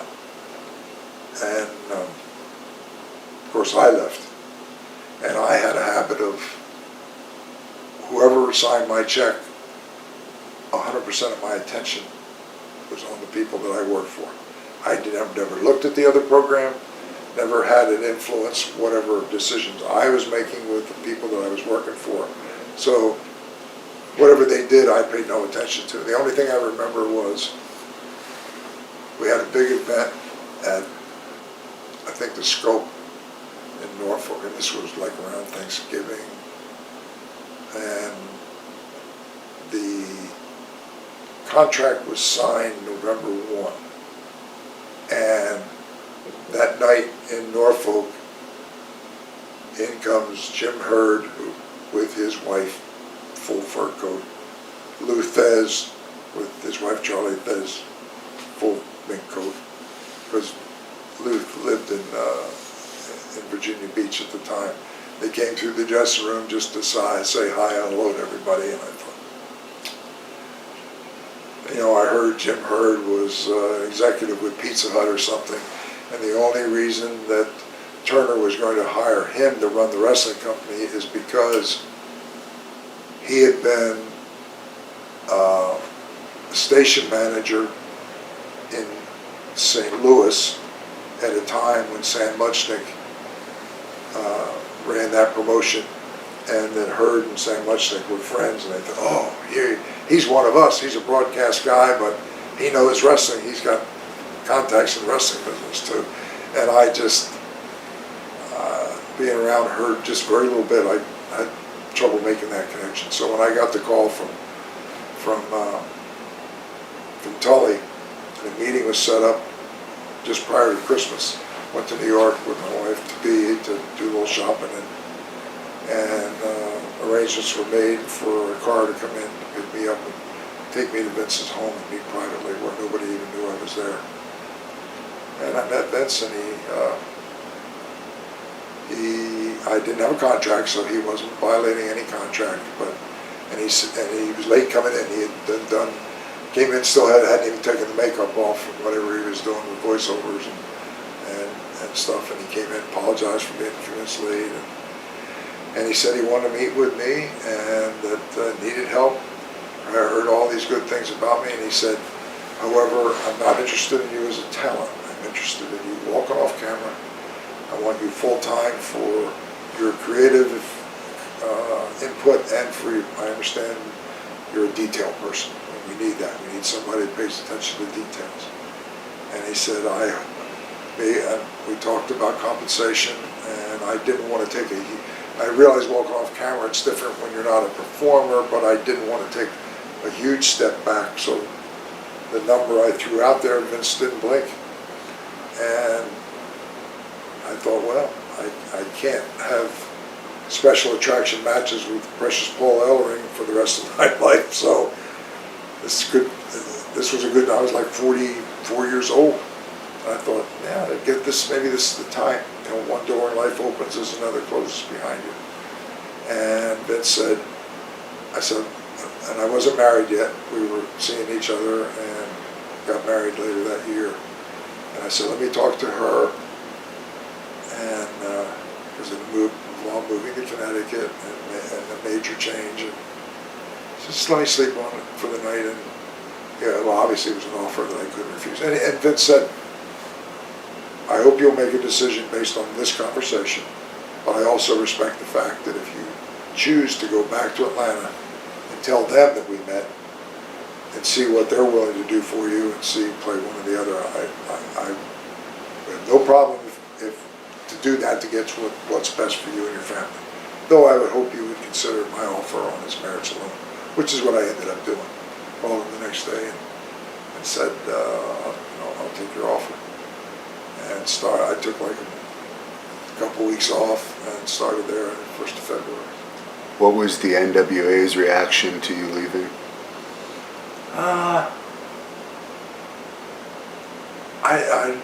don't remember, other than I did a lot of things that there weren't backups for. And this is just things that I instinctively did. Every TV show I timed the TV. Dusty would give me the list of matches, throw the schedule down on my desk, and I shared office with Gene Anderson. He would throw his Gucci bag over the door, over his shoulder, and go out and get in the Mercedes convertible and drive home. And I would like, oh, he's got this guy booked twice. I need to fix that. I got to move this here. And then I would actually time all the shows. So again, it was the details. Could I do what Dusty did? No. He was the big picture guy. I complimented him and made what he did be the best it could be. And we were a team. But I could never do what he did. And we just had a collaboration that was very, very successful. So in WWE, I guess your main duties was you had some creative input, you handled the travel, Yeah. And what were some of your other duties? Well, that was a big part of it. And then eventually it got into where contracts became. The thing got into handling all contract negotiations. And I was there for almost 8 years. And in your book, you mentioned you handled negotiations, but you didn't necessarily have say on who was hired, right? True. Vince had final say on everything. A lot of people didn't understand that. And it's like somebody who I had made good money with, Abdullah the Butcher. He so wanted to come to New York and be in Madison Square Garden. And he contacted me. And I could pitch him to Vince, talk about what a great guy he was, how drawing so much money with him. But ultimately, Vince just factored all of this information, got input from Pat, a lot of input from Pat Patterson. And then Vince had a vision of what he thought a wrestler was. And it was kind of, if you think back, what kind of a look did Hulk Hogan have? What kind of look did the Ultimate Warrior have? What kind of look did Lex Luger have? He was more drawn to, because Vince was into bodybuilding himself. So you compare that to an Abdullah the Butcher, who was going to be more apt to get Vince's attention? The blood thing might have been an issue with him too, because I don't think he was using blood that often. And in your book, you mentioned you actually had something directly to say about what Mick Foley thought that you were kind of behind him not getting hired initially. Everybody that came up to meet with Vince either met at the office or met privately with Vince at home. Like The Undertaker, Mark Calloway met Vince at home.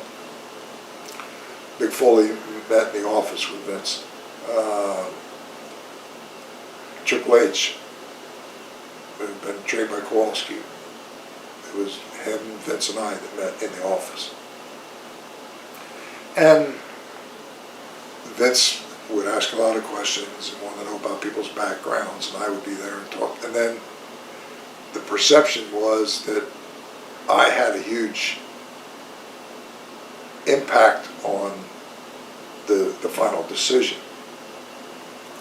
which was not true, because yes, if I was asked, what's your experience with this guy? Where'd you work with him? Is he really reliable? And I'd give him feedback.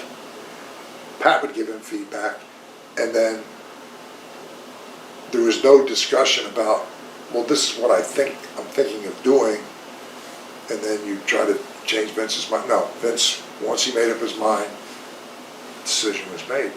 A lot of guys didn't understand that. And like Abdullah, Vince Abdullah with the blood, as you mentioned, and and no, I didn't focus too much on that, but just the look compared to the look that had great appeal to Vince. And so he had no interest. I was always diplomatic. I would write letters, and the letters were, thank you for coming. Really impressed with everything, but the timing's not right.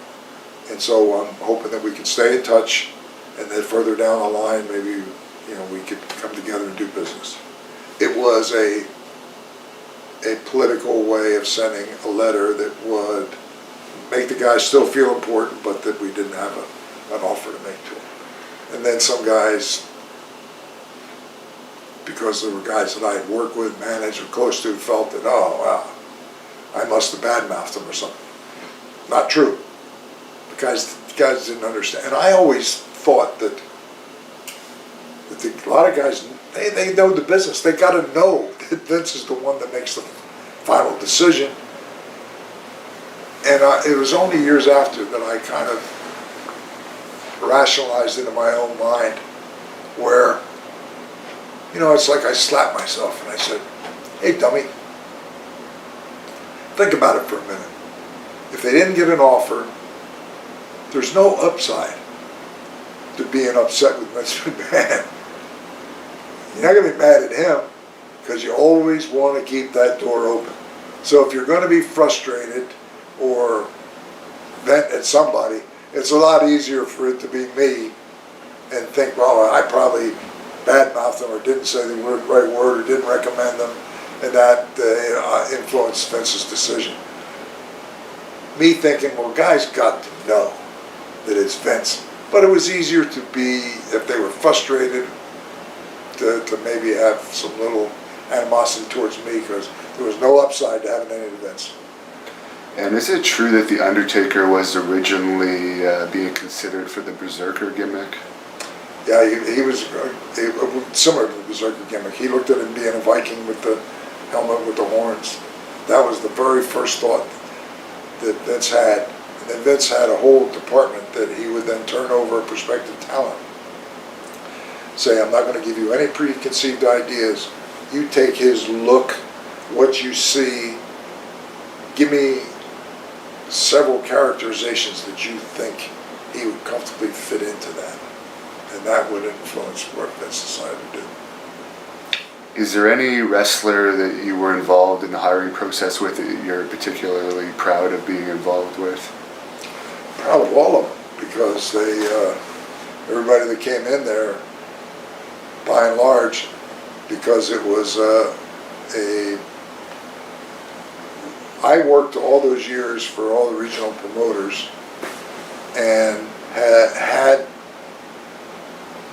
done travel. I had done television production. I had done everything. Now I go to work for Vince McMahon, and he has 10 full-time professionals that are doing what I did before, wearing 10 hats and changing the hat depending on what day it was and what I needed to do. And they were professionals that were the very best at what they could do. And that impressed me that Vince had put this organization together, which is, I think, why he was so successful. Did I still get involved with a lot of these things? Yes. Like I was in charge of travel because I'd been on the road, and I would then work with talent booking or event booking, because doing travel, I would see where, boy, this town over here really screws me up, because I could utilize going in here, flying guys in here and doing a little wheel, come back and fly out of there. This town up here is throwing it out of whack. I could then go to event booking far enough in advance, say, you need to make this town go away right now and come back to it, where you can group it with something else. So it paid dividends, because again, I had all that experience. Did you have much dealings with the Ultimate Warrior when you were working there? I had dealings with everybody, and I got along with Jim very well. I got along with everybody.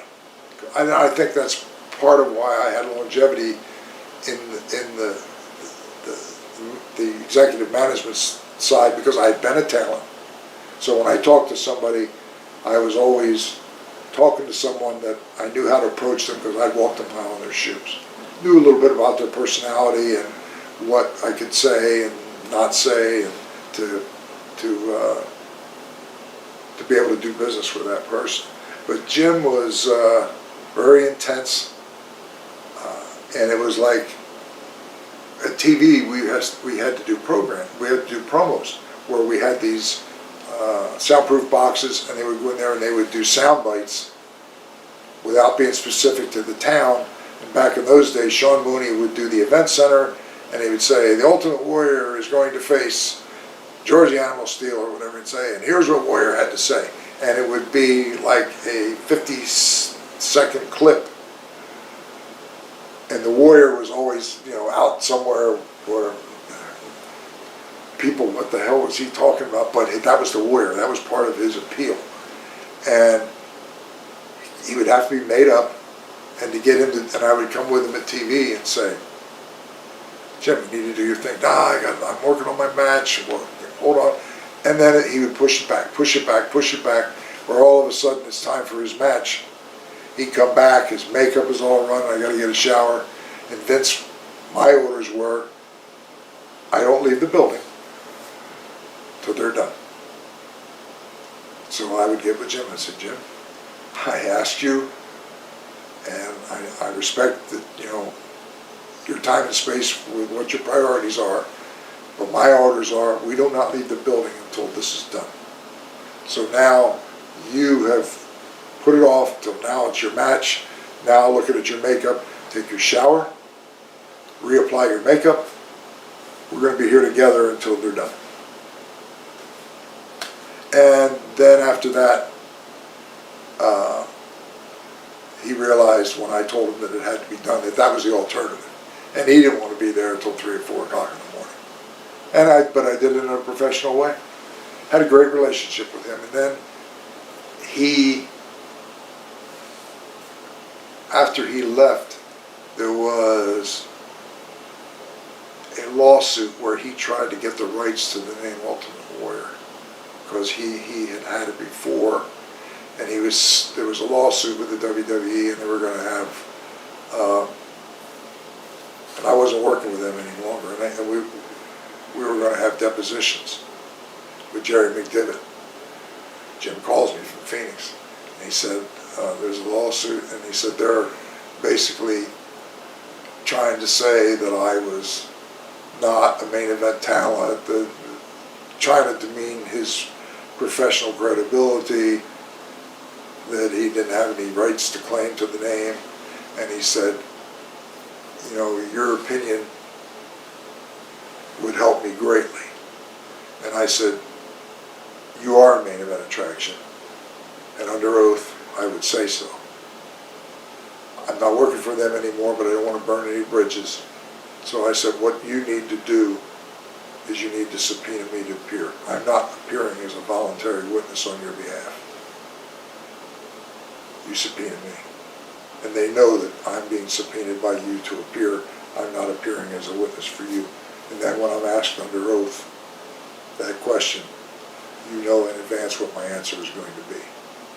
And it's, I guess, a way of bolstering your case. That's what happened. And you mentioned in your book that Lex Luger wasn't always the easiest to deal with in WWE. You still feel that way, or?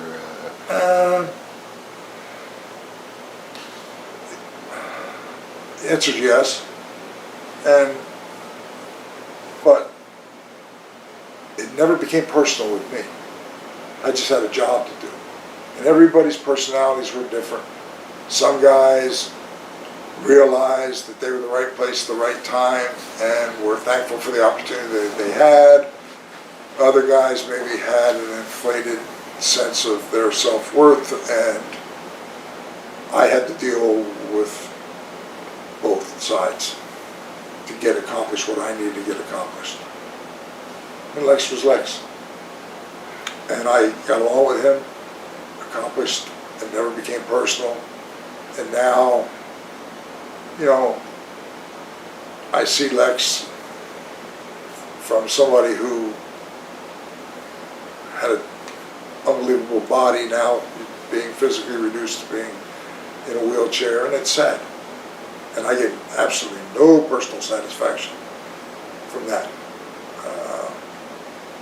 I still love the business and love the people in it, and I don't rejoice at successes of some guys or celebrate failures of some guys too. I mean, how it is with me. Do you think if he had put a greater effort into the Lex Express situation and the push that he was given, that it would have gotten over more as a babyface?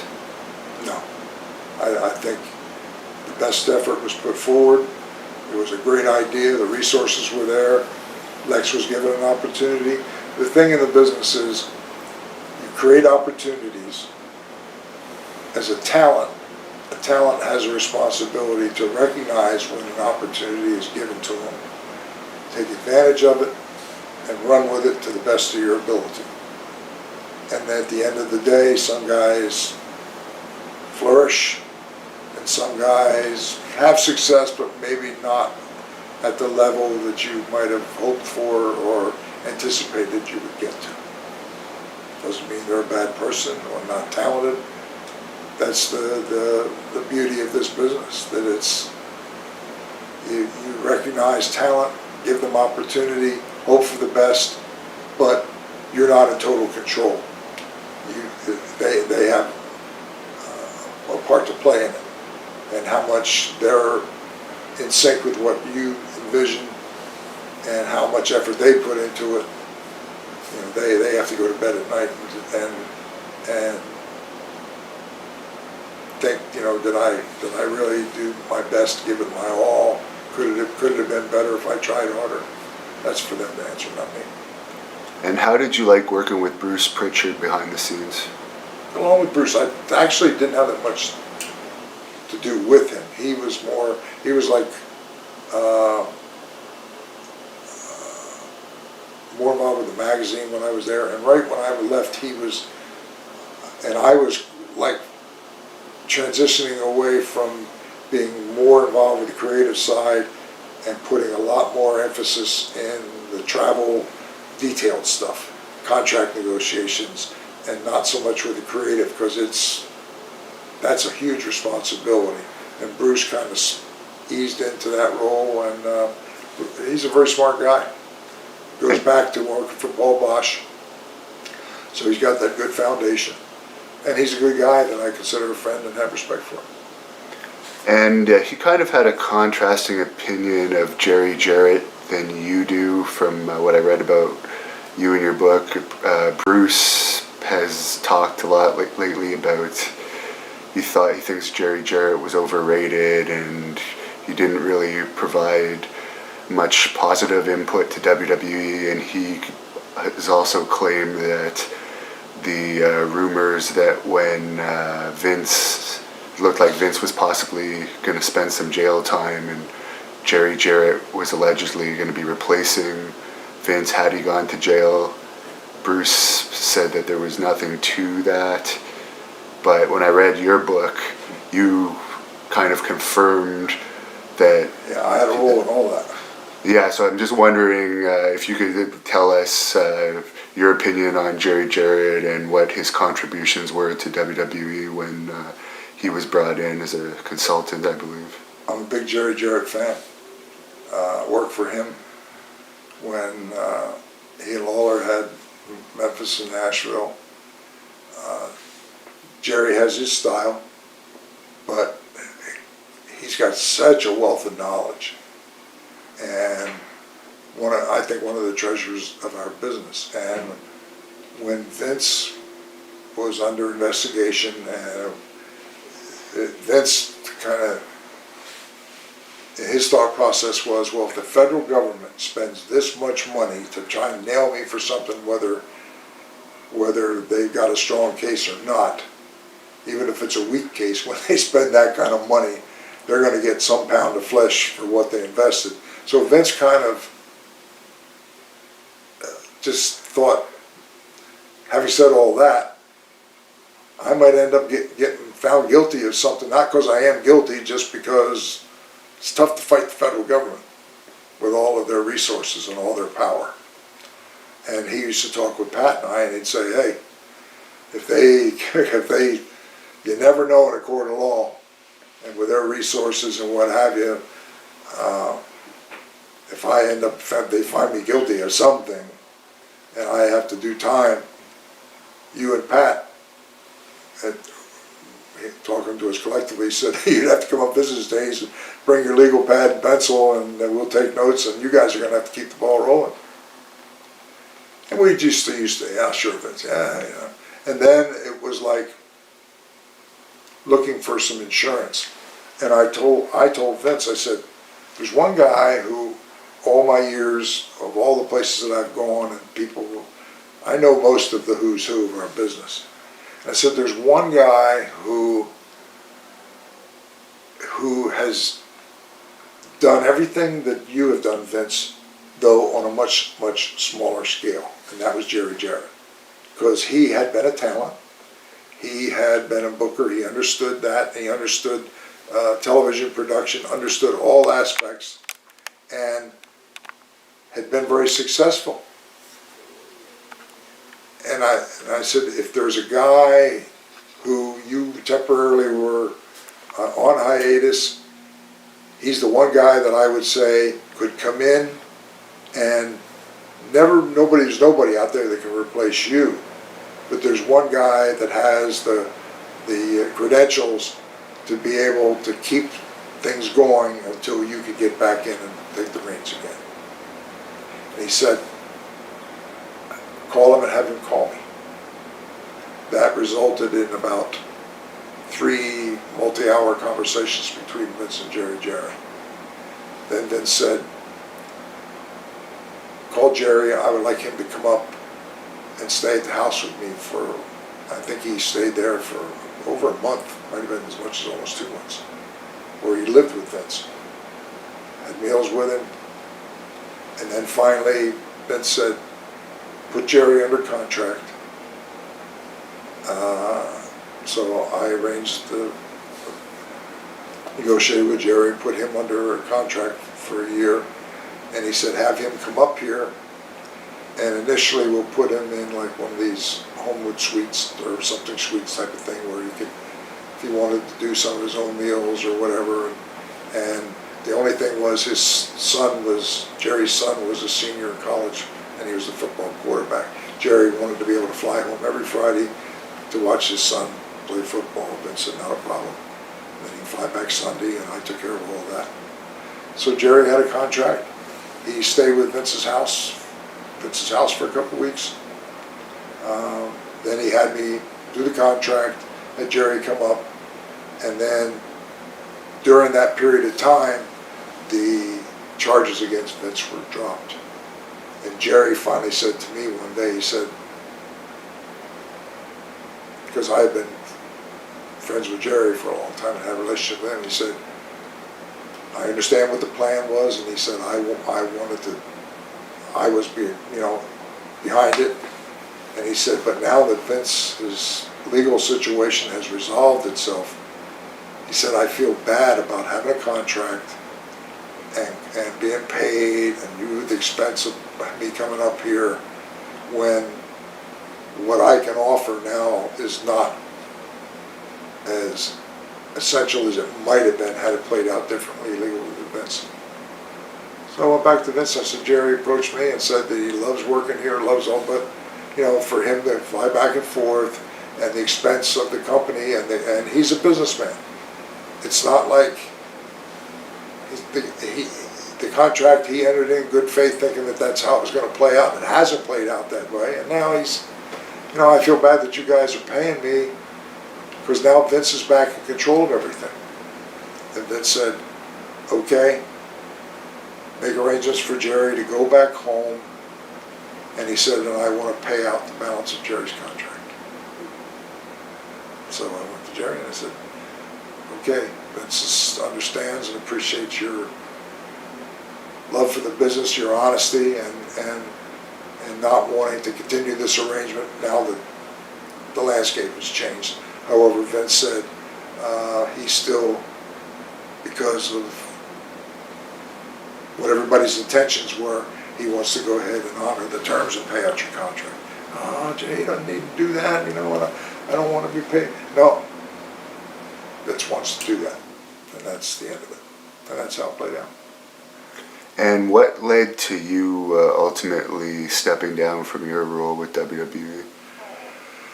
Oh boy. It was a couple things. I was there for almost 8 years. Wasn't married. I was living with my wife-to-be at the time. We got married when I was there. She was younger than me, wanted to have children. I'd had a vasectomy, had a reversal, tried to have a pregnancy, went to fertility clinics and what have you. Anyway, long story short, after all these efforts, we talked even about possible adoption and all. She came up pregnant with twins. And we subsequently had another daughter after that.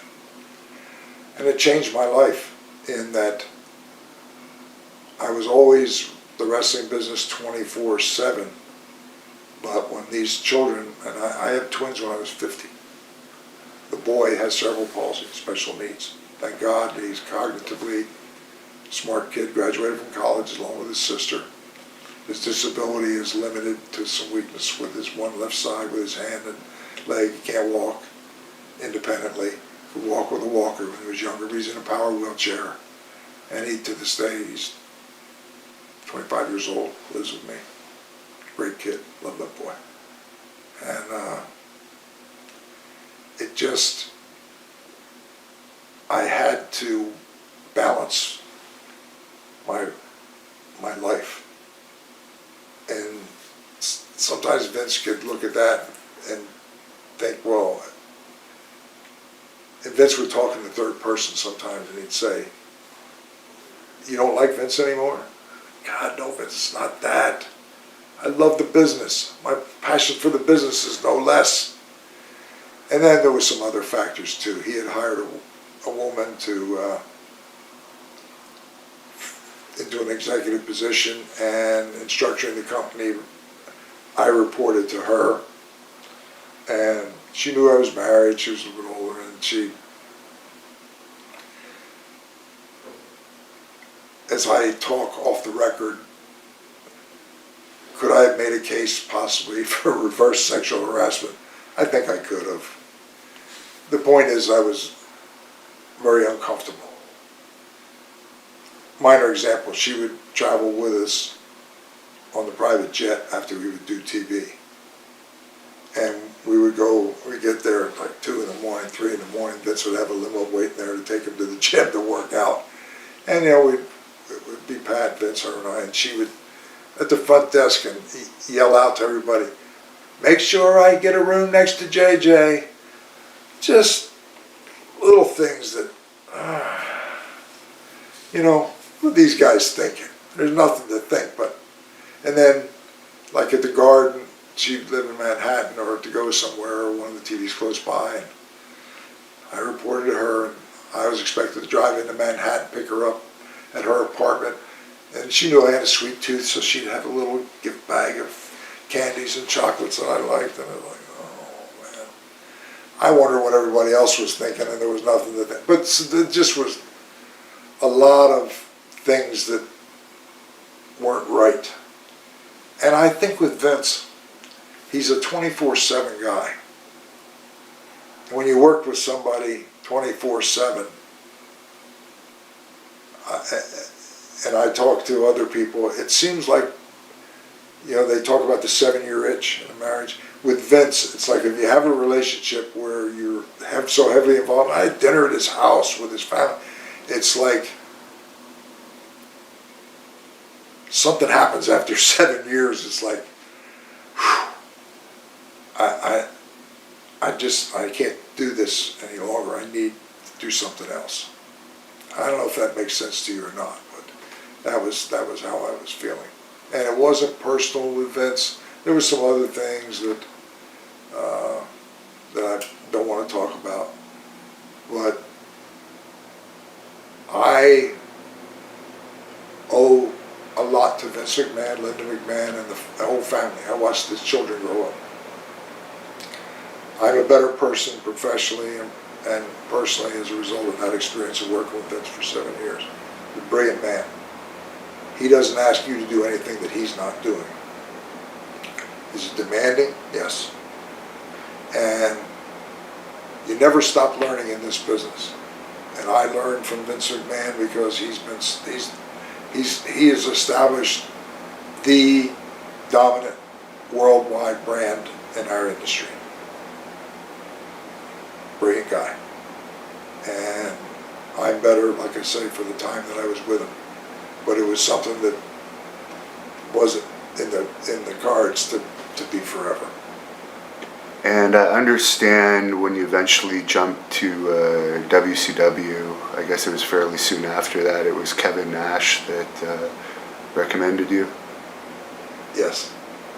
He and Scott Hall both spoke highly of me, and that's where I ended up going till they went out of business. I guess you knew them from their time in WWE.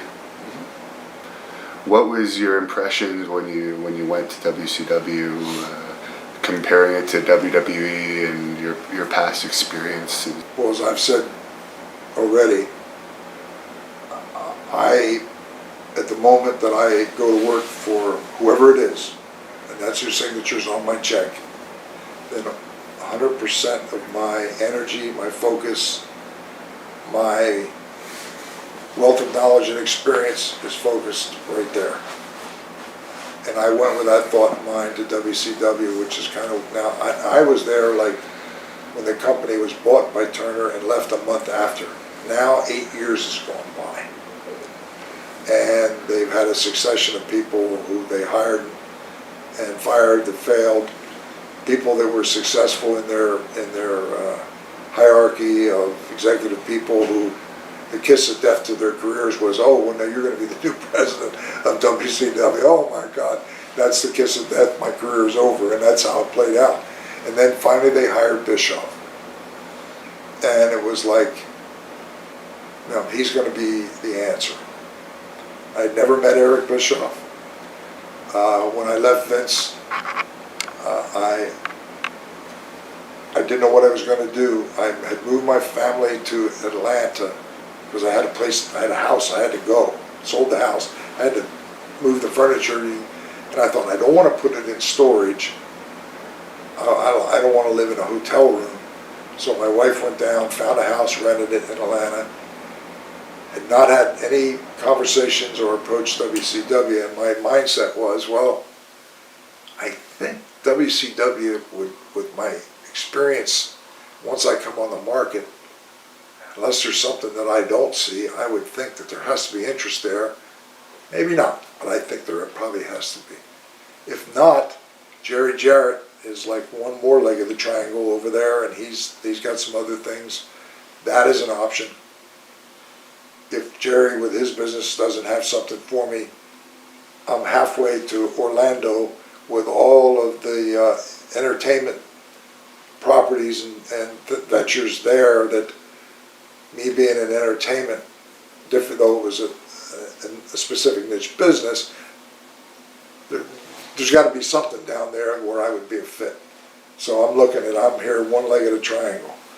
And then when I moved, I went in to interview, called Tony Schiavone. I said, I've never met Eric Bischoff. Could you set up a meeting? I'll set up the meeting. And I went in with Eric, and I walked into his office. He was doing a thing on a little disc where you learn to be a pilot, taking a test and instructions, and you maybe think about what you think this person may be like, and then I just listen. And I thought that he would be someone who, okay, he couldn't request proprietary information for me about payoffs and things that would be inappropriate for me to share, anything like that. But he could certainly talk to me about creative concepts. You know, how does he build his characters? What does he look for? How does it happen? What's the process? And I could have helped him take his business to another level because of that experience.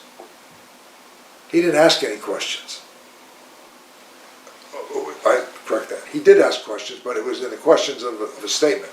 How much longer can he hang on? I'm going to put him out of business. I like, what matches can he? He's given them all. There's what's in that mix that's he's going to be out of business. And I'm sitting there listening. I think, okay, I need a job.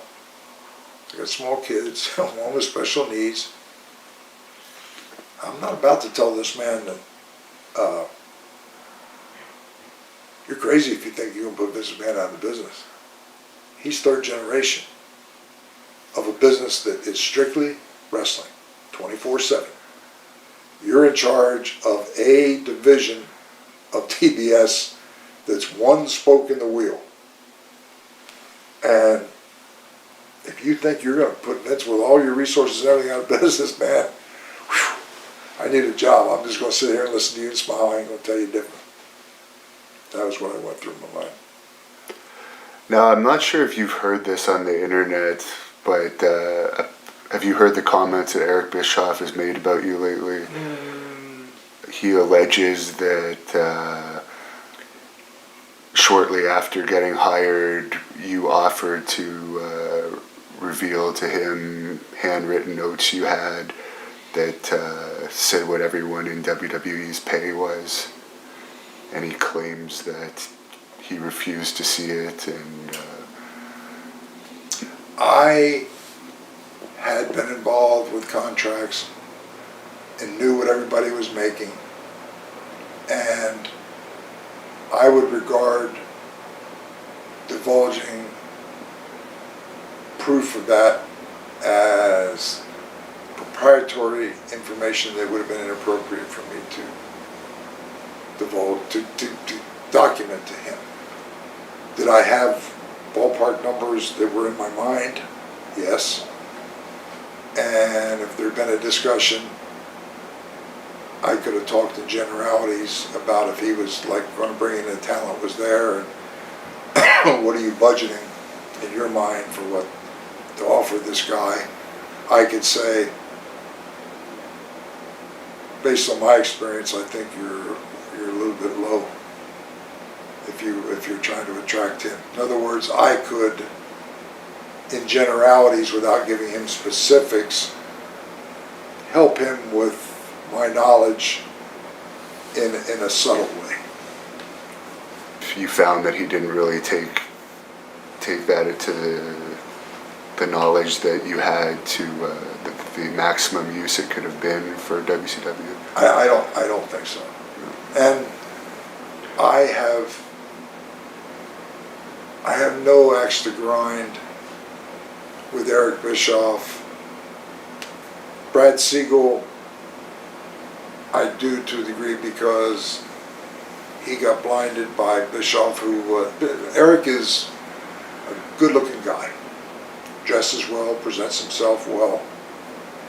He could be the salesman that could sell anything because he has the gift of gab for presentation and very smart that way. He's not a wrestling person. I don't think he's particularly knowledgeable in our business. And whatever his opinion and of me is, and his assessment of my capabilities as a professional or even personally, I don't do his opinion. To be honest, I could care less. But I don't have any personal animosity to him, if that's because I look at, he was in charge, and the only thing I would say, and I guess I'm like contradicting myself, would say, well, he failed. He didn't fail because of me. And at one point, Kevin Sullivan and I were put on the shelf where we were taken out of We had contracts and people were being paid, and we were sent to Siberia. And whatever happened from that point that was to the demise of the company, that they ceased to exist. Two people who can share none of the burden of the responsibility would be Kevin Sullivan and myself. When they brought in Vince... And I apologize for interrupting you. And to further indicate that, when he went into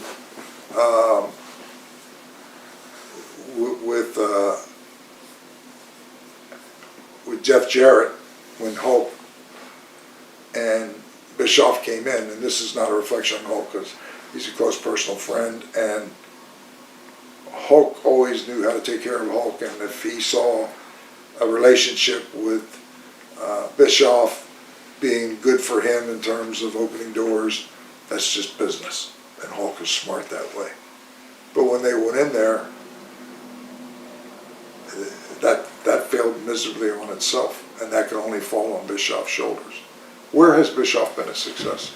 I'll just ask the question and then be quiet. His claim to fame is the 2 years that he was winning in the ratings, I suppose. But I'm not very familiar with his other businesses. He was a success in getting money from Turner, I guess, because I guess he's financially set now. Probably. So. And this is the honest truth. I'm a few years older than I don't know how old Eric is. I've reached a stage in my life where I'm not angry at anyone. I don't want to be angry with anyone. There is no upside to being angry with anyone. Life is too short. I love my life. I love my children.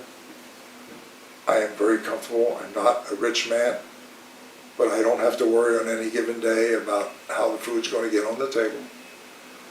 I have a very modest lifestyle, and I owe everything to the wrestling business. They have given me everything that I have. And I say this on my podcast, I say it on interviews, and I conclude every interview by saying, I owe everything to the person that's sitting right now watching this, who's taken the time to want to hear what I have to say and to share, invite me to share my feelings. Because these people are the people who bought the tickets, that supported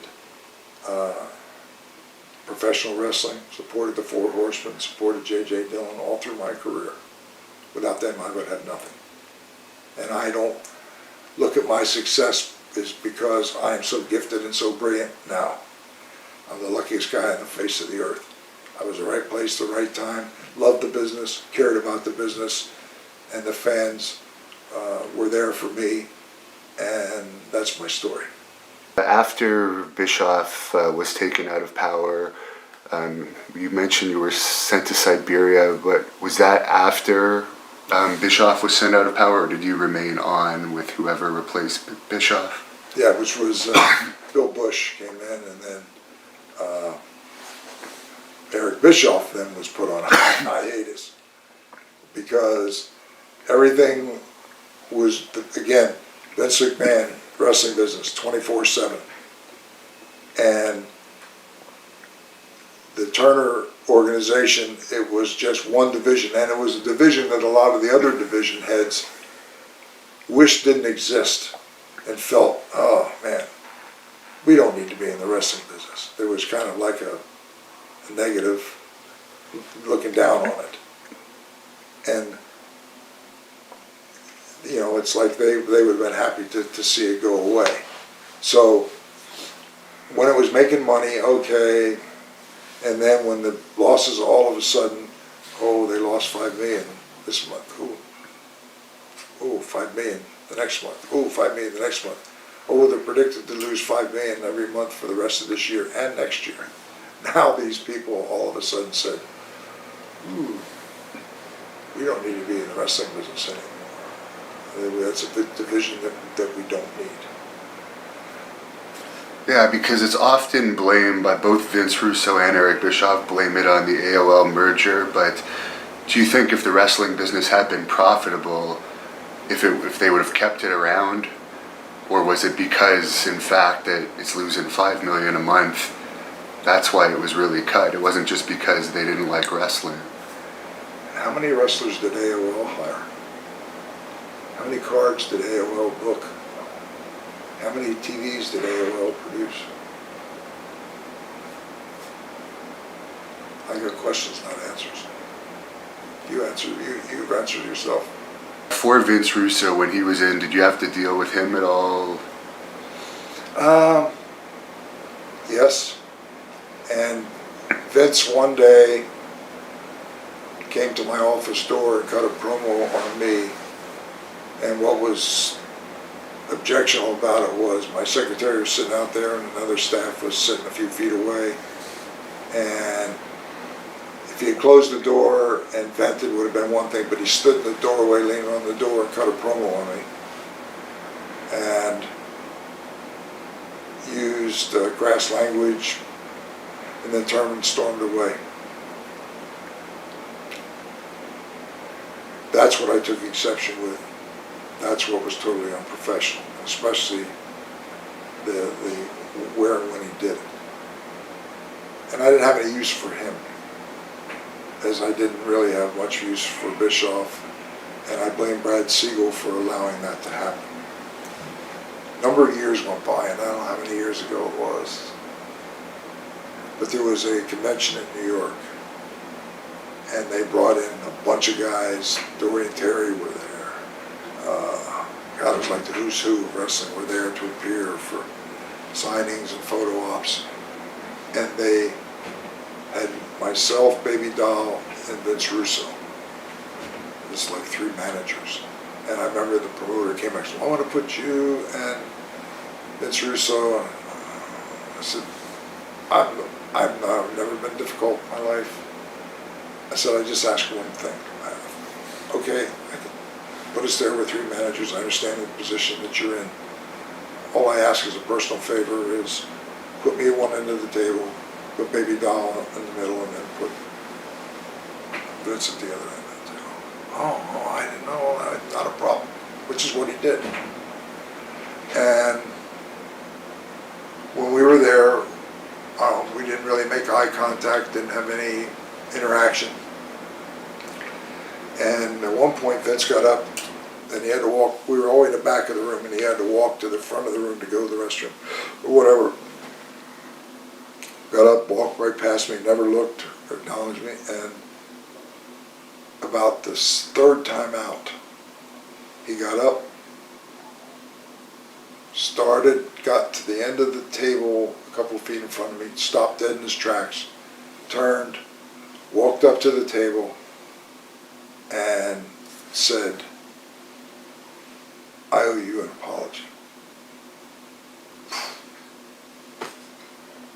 And he said, what I did was wrong, and I hope you can forgive me. And I said, well, it takes a hell of a man. We all make mistakes in life. And you did something that takes a hell of a man to come up, confront another man and say, I was wrong, I apologize, hope you'll forgive me. And I stuck my hand out. He stuck his hand out. And then he said, I'm due to write another book, and he said, when I do, I will address this conversation and make it right. Walked out of the room. Baby Doll was sitting there. And I finally looked over and she's looking at me like with her jaw open, and she said, I'll bet you never ever thought that conversation would ever take place. Yeah, probably so. She witnessed the whole thing. Then subsequently wrote a book, addressed that interaction in New York in the book, reinforced the fact that he was wrong and apologized. And every time I see him now, and I'll walk to the end of the room, shake hands, how you doing? Good to see you. Because I meant it. And I guess he had some issues with Hogan and WCW in the later days. Could you just speak about Hogan, just your overall interactions with Hogan in your career and your thoughts on him? Hulk Hogan is our Babe Ruth. When you look at what he accomplished, and I'm a huge fan of Bruno Sammartino, and consider him a close personal friend. And Bruno accomplished things when you didn't have the internet, you didn't have cable news, and you didn't have ways of selling out that garden every 3 weeks, year in and year out, was a record that demonstrates what Bruno Sammartino meant to our industry that I don't think will ever be equaled. Now, Hulk came along at a different time where there was the ability to get national exposure.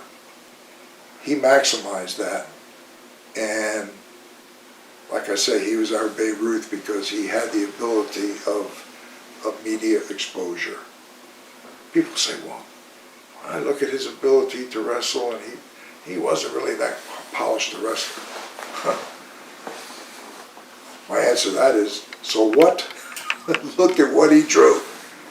He was a household name, and he's a close personal friend of mine, as is Bruno Sammartino, because I recognize how special it is for a Hulk Hogan to come into our industry. I remember when I went to work for Vince the first time I went to TV, and they would do 3 and 4 hours of TV and hold an audience to get all of it, because you couldn't afford to lose your audience when you're recording for TV. And when you're holding an audience in there at a live event for 3 and 4 hours, that's tough to do. And the only reason they stayed there was because when the last thing was recorded for TV, they hit Hulk's music, that building would come alive. And when Hulk would walk down that aisle, it would be like the previous 4 hours hadn't existed. That's who they came to see, and it was as if that moment was now, and they would go crazy. And when he would rip that shirt, and for those next 8-10 minutes, whatever it was, till he dropped the big leg and 1, 2, 3, and his music hit again, I would just look and say, this man is amazing and has done what I can't think of anybody else having done in our business. Hulk Hogan is special. And one guy I didn't ask you about earlier that I know you dealt with a lot in your career is Harley Race. Just what are your thoughts on him as a wrestler and as one of the toughest guys allegedly in the history of the business? Yeah. Last night got a chance to spend some time with Haku Ming. He's had a bunch of names. And I think of all the guys in the business, if somebody said to me, put your hand to the fire, who's the toughest of them all? I would have to say Haku. And I always make the thing, if I was at war and I was in behind enemy lines and in a foxhole and worrying about where else being surrounded and my life being at risk, and I could have one guy in the foxhole with me, who would that guy be? It would be Haku. And right behind him would be a Harley Race and would be a Terry Funk. So when I say Haku, it's no disrespect to Harley, but that's how I look at them. They're so far above everybody else in terms of being tough. Harley's a tough man. And they recently said that he fell, broke both legs, and broke one of his ankles. And somebody said he'd probably never walk again. He was in a wheelchair for a while, and then he was up before anybody knew it. He is one of the toughest guys that I've ever met in my life. And in terms of in-ring performance, he's 8 times world champion. That how many guys could put that on their resume? And you actually wrote in your book too, he's been criticized for some people for his booking, but you wrote in your book that you found him to be an excellent booker. Yep. Now, for Ming, you brought up Ming. Did you ever actually see him in action, or have you just basically heard the stories of his escapade? As with Harley Race, and this with Ming, you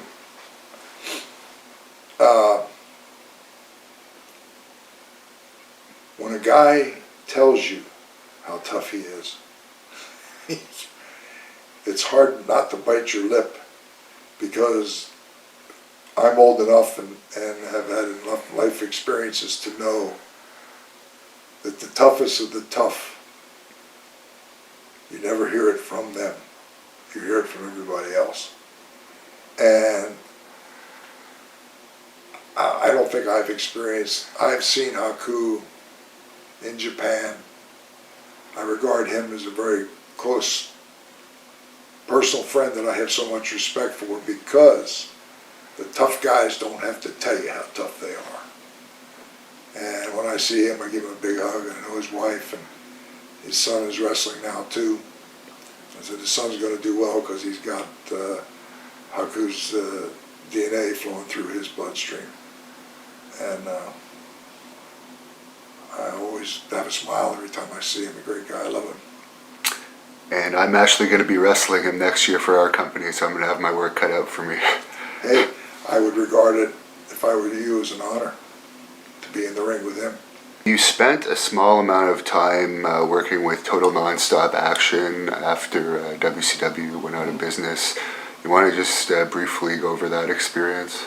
As I said, I have tremendous respect for Jerry Jarrett. Brilliant mind. And when it started, he talked to me, and I was kind of like not wanting to be back involved in the business with any long-term commitment. And Jerry asked me as a personal favor for the first 2 episodes they were taping, would I come and just observe what was happening. And that's when he was doing business with Dixie Carter initially, when they had launched. And he said, just come and kind of, and when it's over, I'm not looking for a critique or anything. Just give me your gut instincts. So I went to the first 2 events, and anything that Jerry Jarrett has anything to do with is going to be done right, and it's going to be done the right way. And that would be, if I had to give a critique, I could write that in 2 sentences. That's how much respect I have for him. Obviously, Jerry Jarrett's been out of it for a long time with TNA, but it's had numerous different owners, and it's had a lot of ups and downs. Are you surprised that it's still going on in a different incarnation now? Probably yes and no. Because it's like, there were times when there's no possible way that they're going to stay open.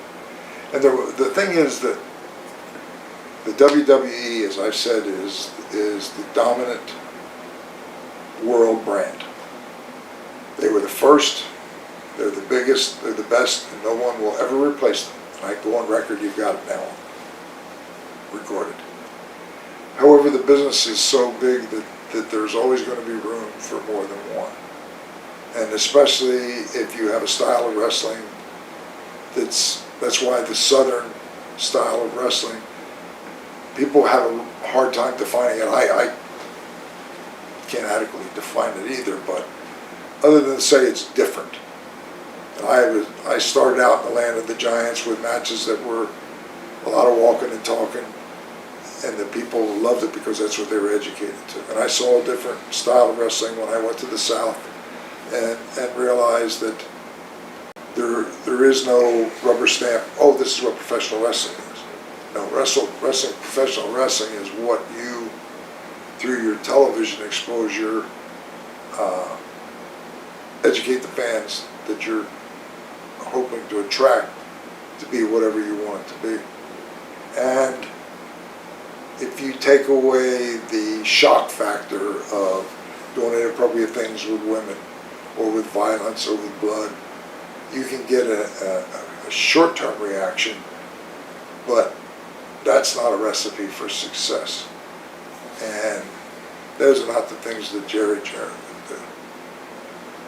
And I'm not surprised because, and they've had their ups and downs, and I think there are other people who say they understand, they maybe don't see it the same way that I do or verbalize the same way I do, but there was a time where everybody thought, well, if you're going to get into wrestling,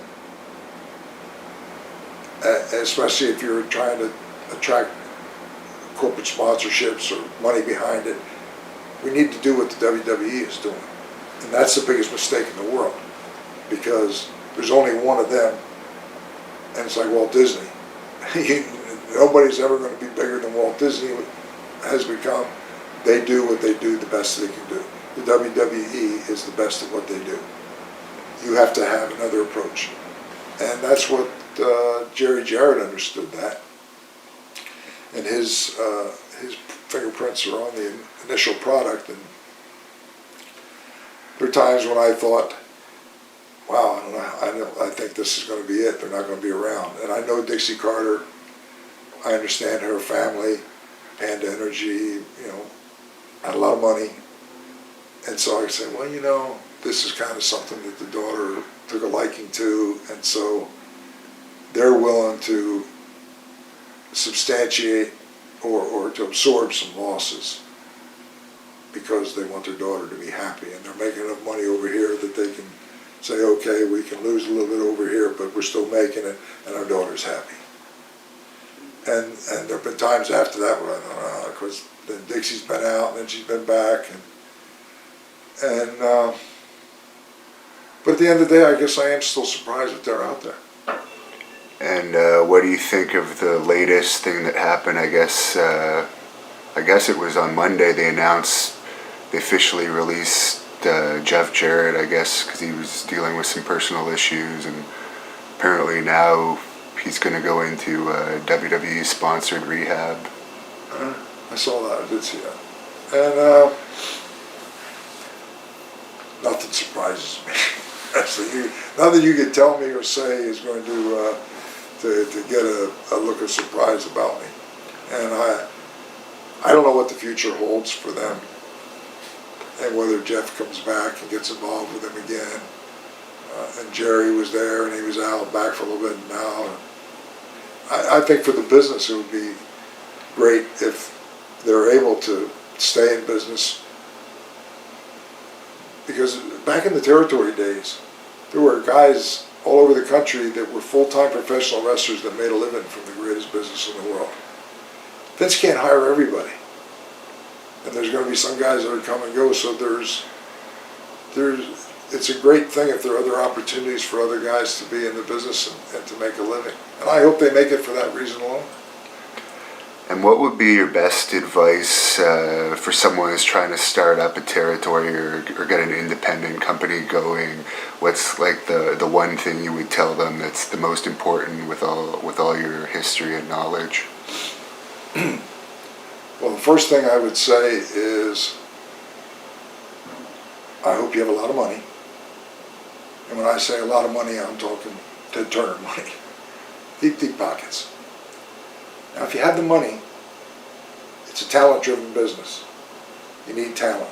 And when the territories went out, there were a lot of guys that making a living in the business that you could have cherry-picked this main event guy from this territory, and you could have put a nucleus of top guys together and then filled it out with guys underneath who then could get the rub, and if they had the potential to eventually make stars out of them, to give you that talent roster, because it is a talent-driven business. Then if you have money and you have talent, and I'd stop right there now because I'd say, well, okay, right now, all these years have passed, where's your talent pool? Where are you going to get them from? You're going to take a bunch of guys that you had casting things and picked because they had great bodies, and oh boy, I don't know about that one. Let's just assume that you find the talent somewhere. They have a passion and they're going to persevere. Then you got to have good creative people to know what to do with them. Because in order for a heel and a baby face to have you can't have personal issues, which is really what sells tickets, until you have characters who are meaningful.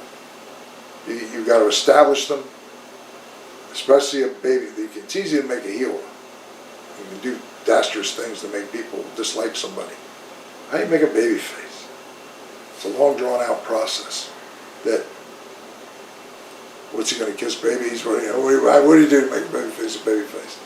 And before you start toying with an interaction between these two factions, you have to establish them, have the people know who they are, and care about them.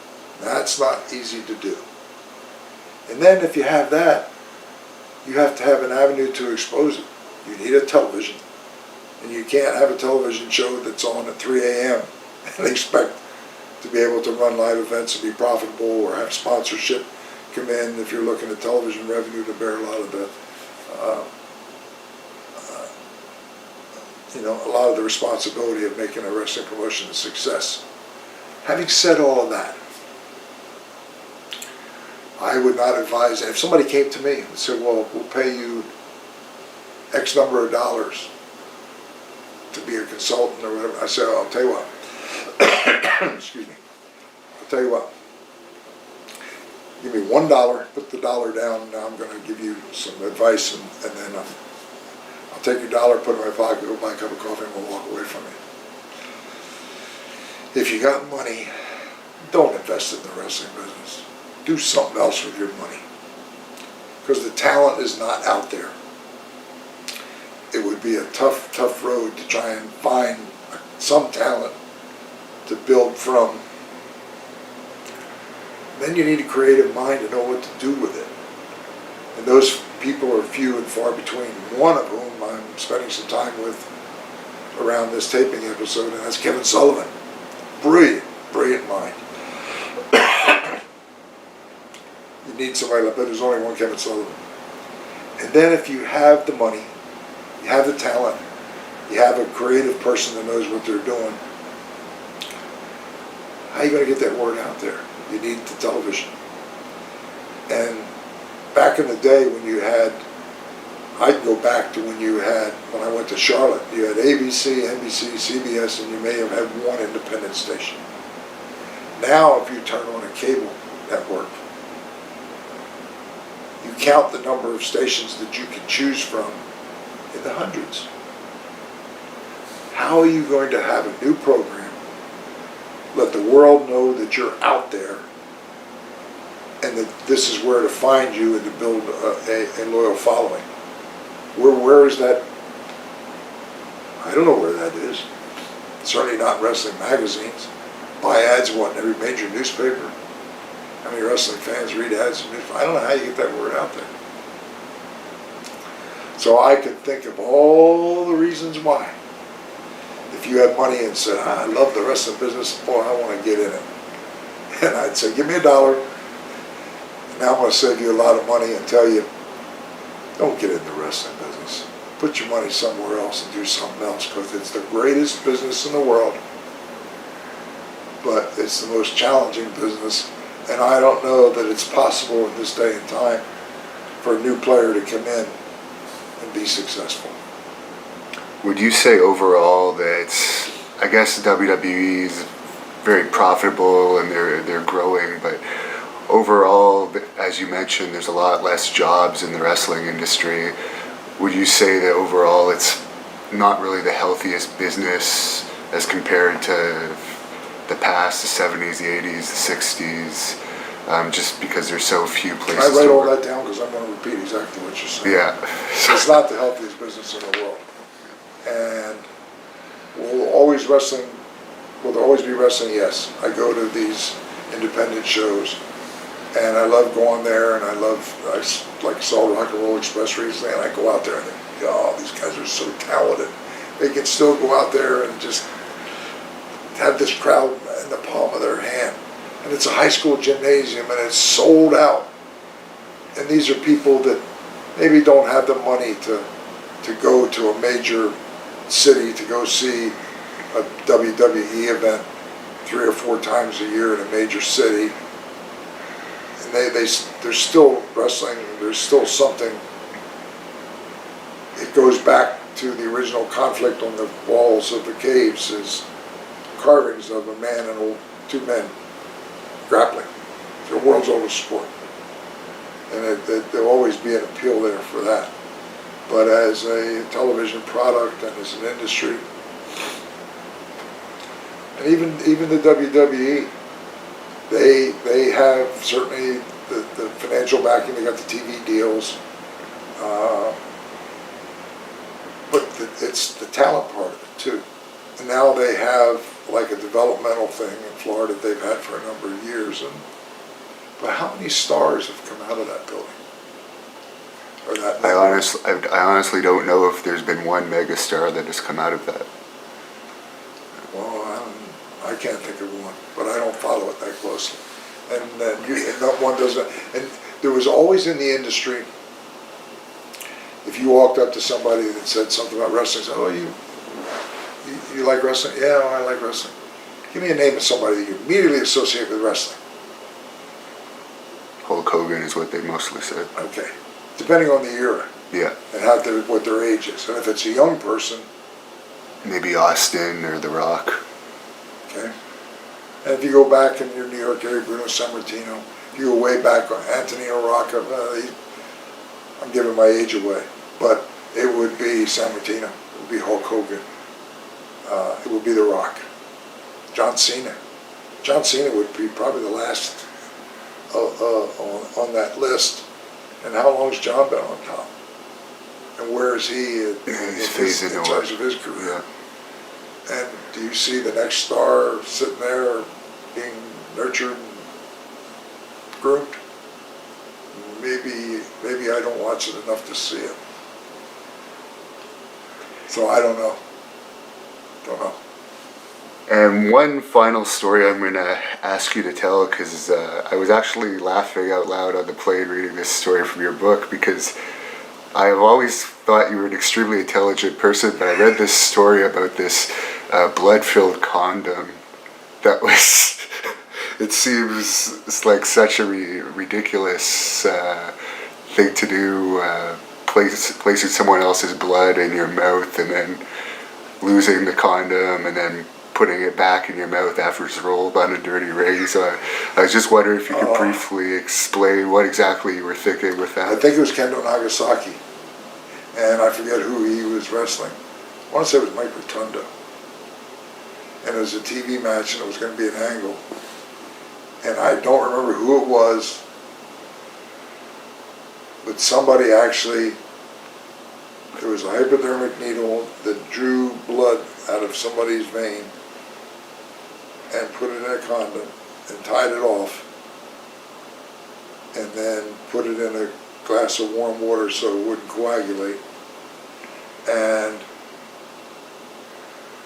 in the TV match, Kendo was going to thrust the chop into the throat of Mike Rotundo, and he was going to bite on it, and everybody said, "Fake blood?" And I said, "No, I've never ever seen fake blood," and I haven't, all my years in the business. And there would be blood, but it would be real blood. And I know there are people that say, that can't really have happened. Yeah, if you've been around the business, there's a lot of things that you'd say, it could never have happened, it would have happened. And I had it, I'm trying to think, because I went out of Raceland, I think I had it in my mouth initially. And then, because I couldn't carry it, that it would be visible otherwise. And I think the way it played out is Rotundo was thrown out of the ring, and right before that spot came, I had to have it, pick him up, and have him bend over and feed it into his mouth, pick him up and poke him in the eye or something, throw him back in the ring. Now he had it, Kendo throws him in, boom! The problem was when Kendo hit him,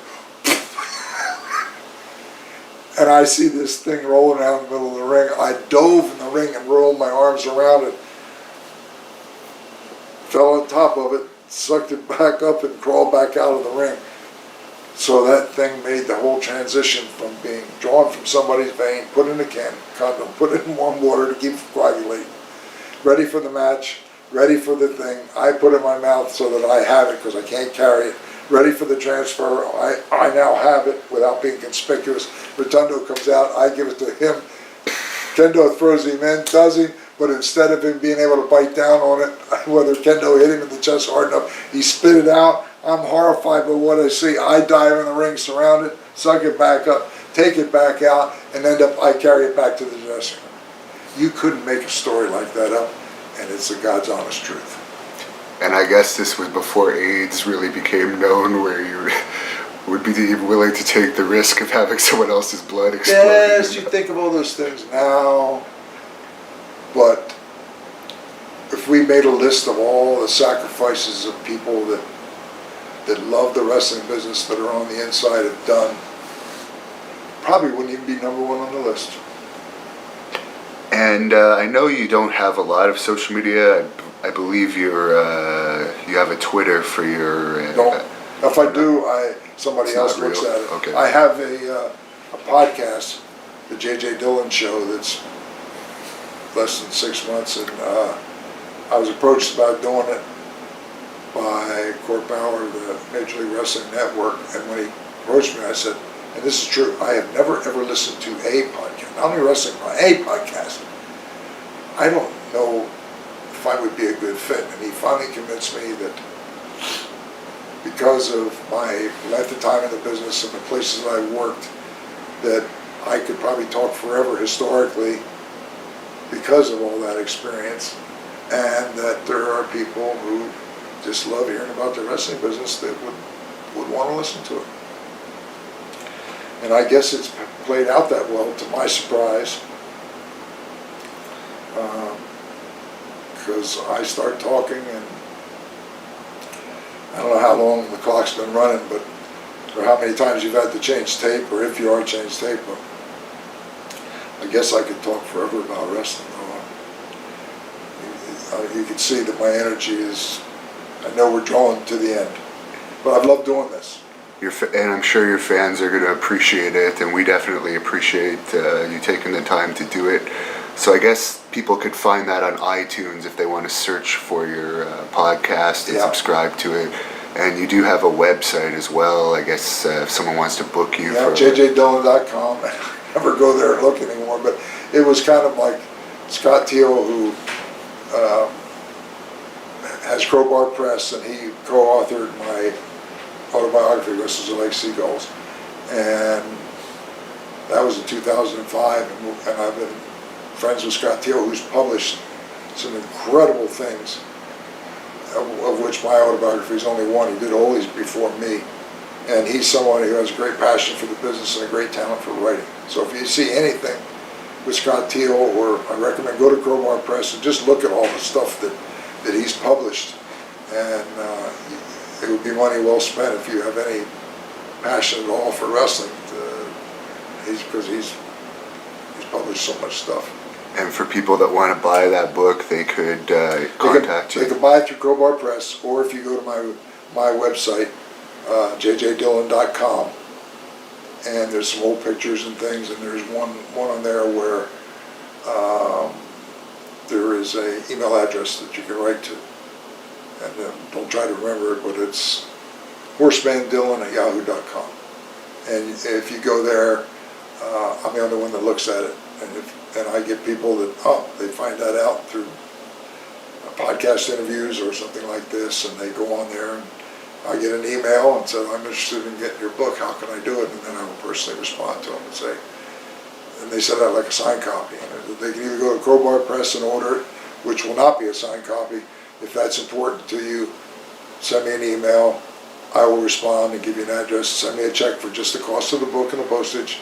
Be happy to sign it for you in person and put it in the mail. And finally, is there any closing remarks you'd like to make to finish off this interview? Wow. No, I could probably talk forever, but as I'm getting older, I'm getting tired. And maybe there'd be an episode 2 somewhere down the line, but I appreciate everybody that's taking the time to listen to this. I start talking and the stories just fill my head. And it's a business that's been so kind to me, and as I've said before, it's given me everything that I have in life. And I love you, the listeners, and the people who buy recordings like this to sit and allow me to share my life stories with you. And because you're the same people over the years that bought tickets to live events, and I thank you. You don't have to thank me, I thank you.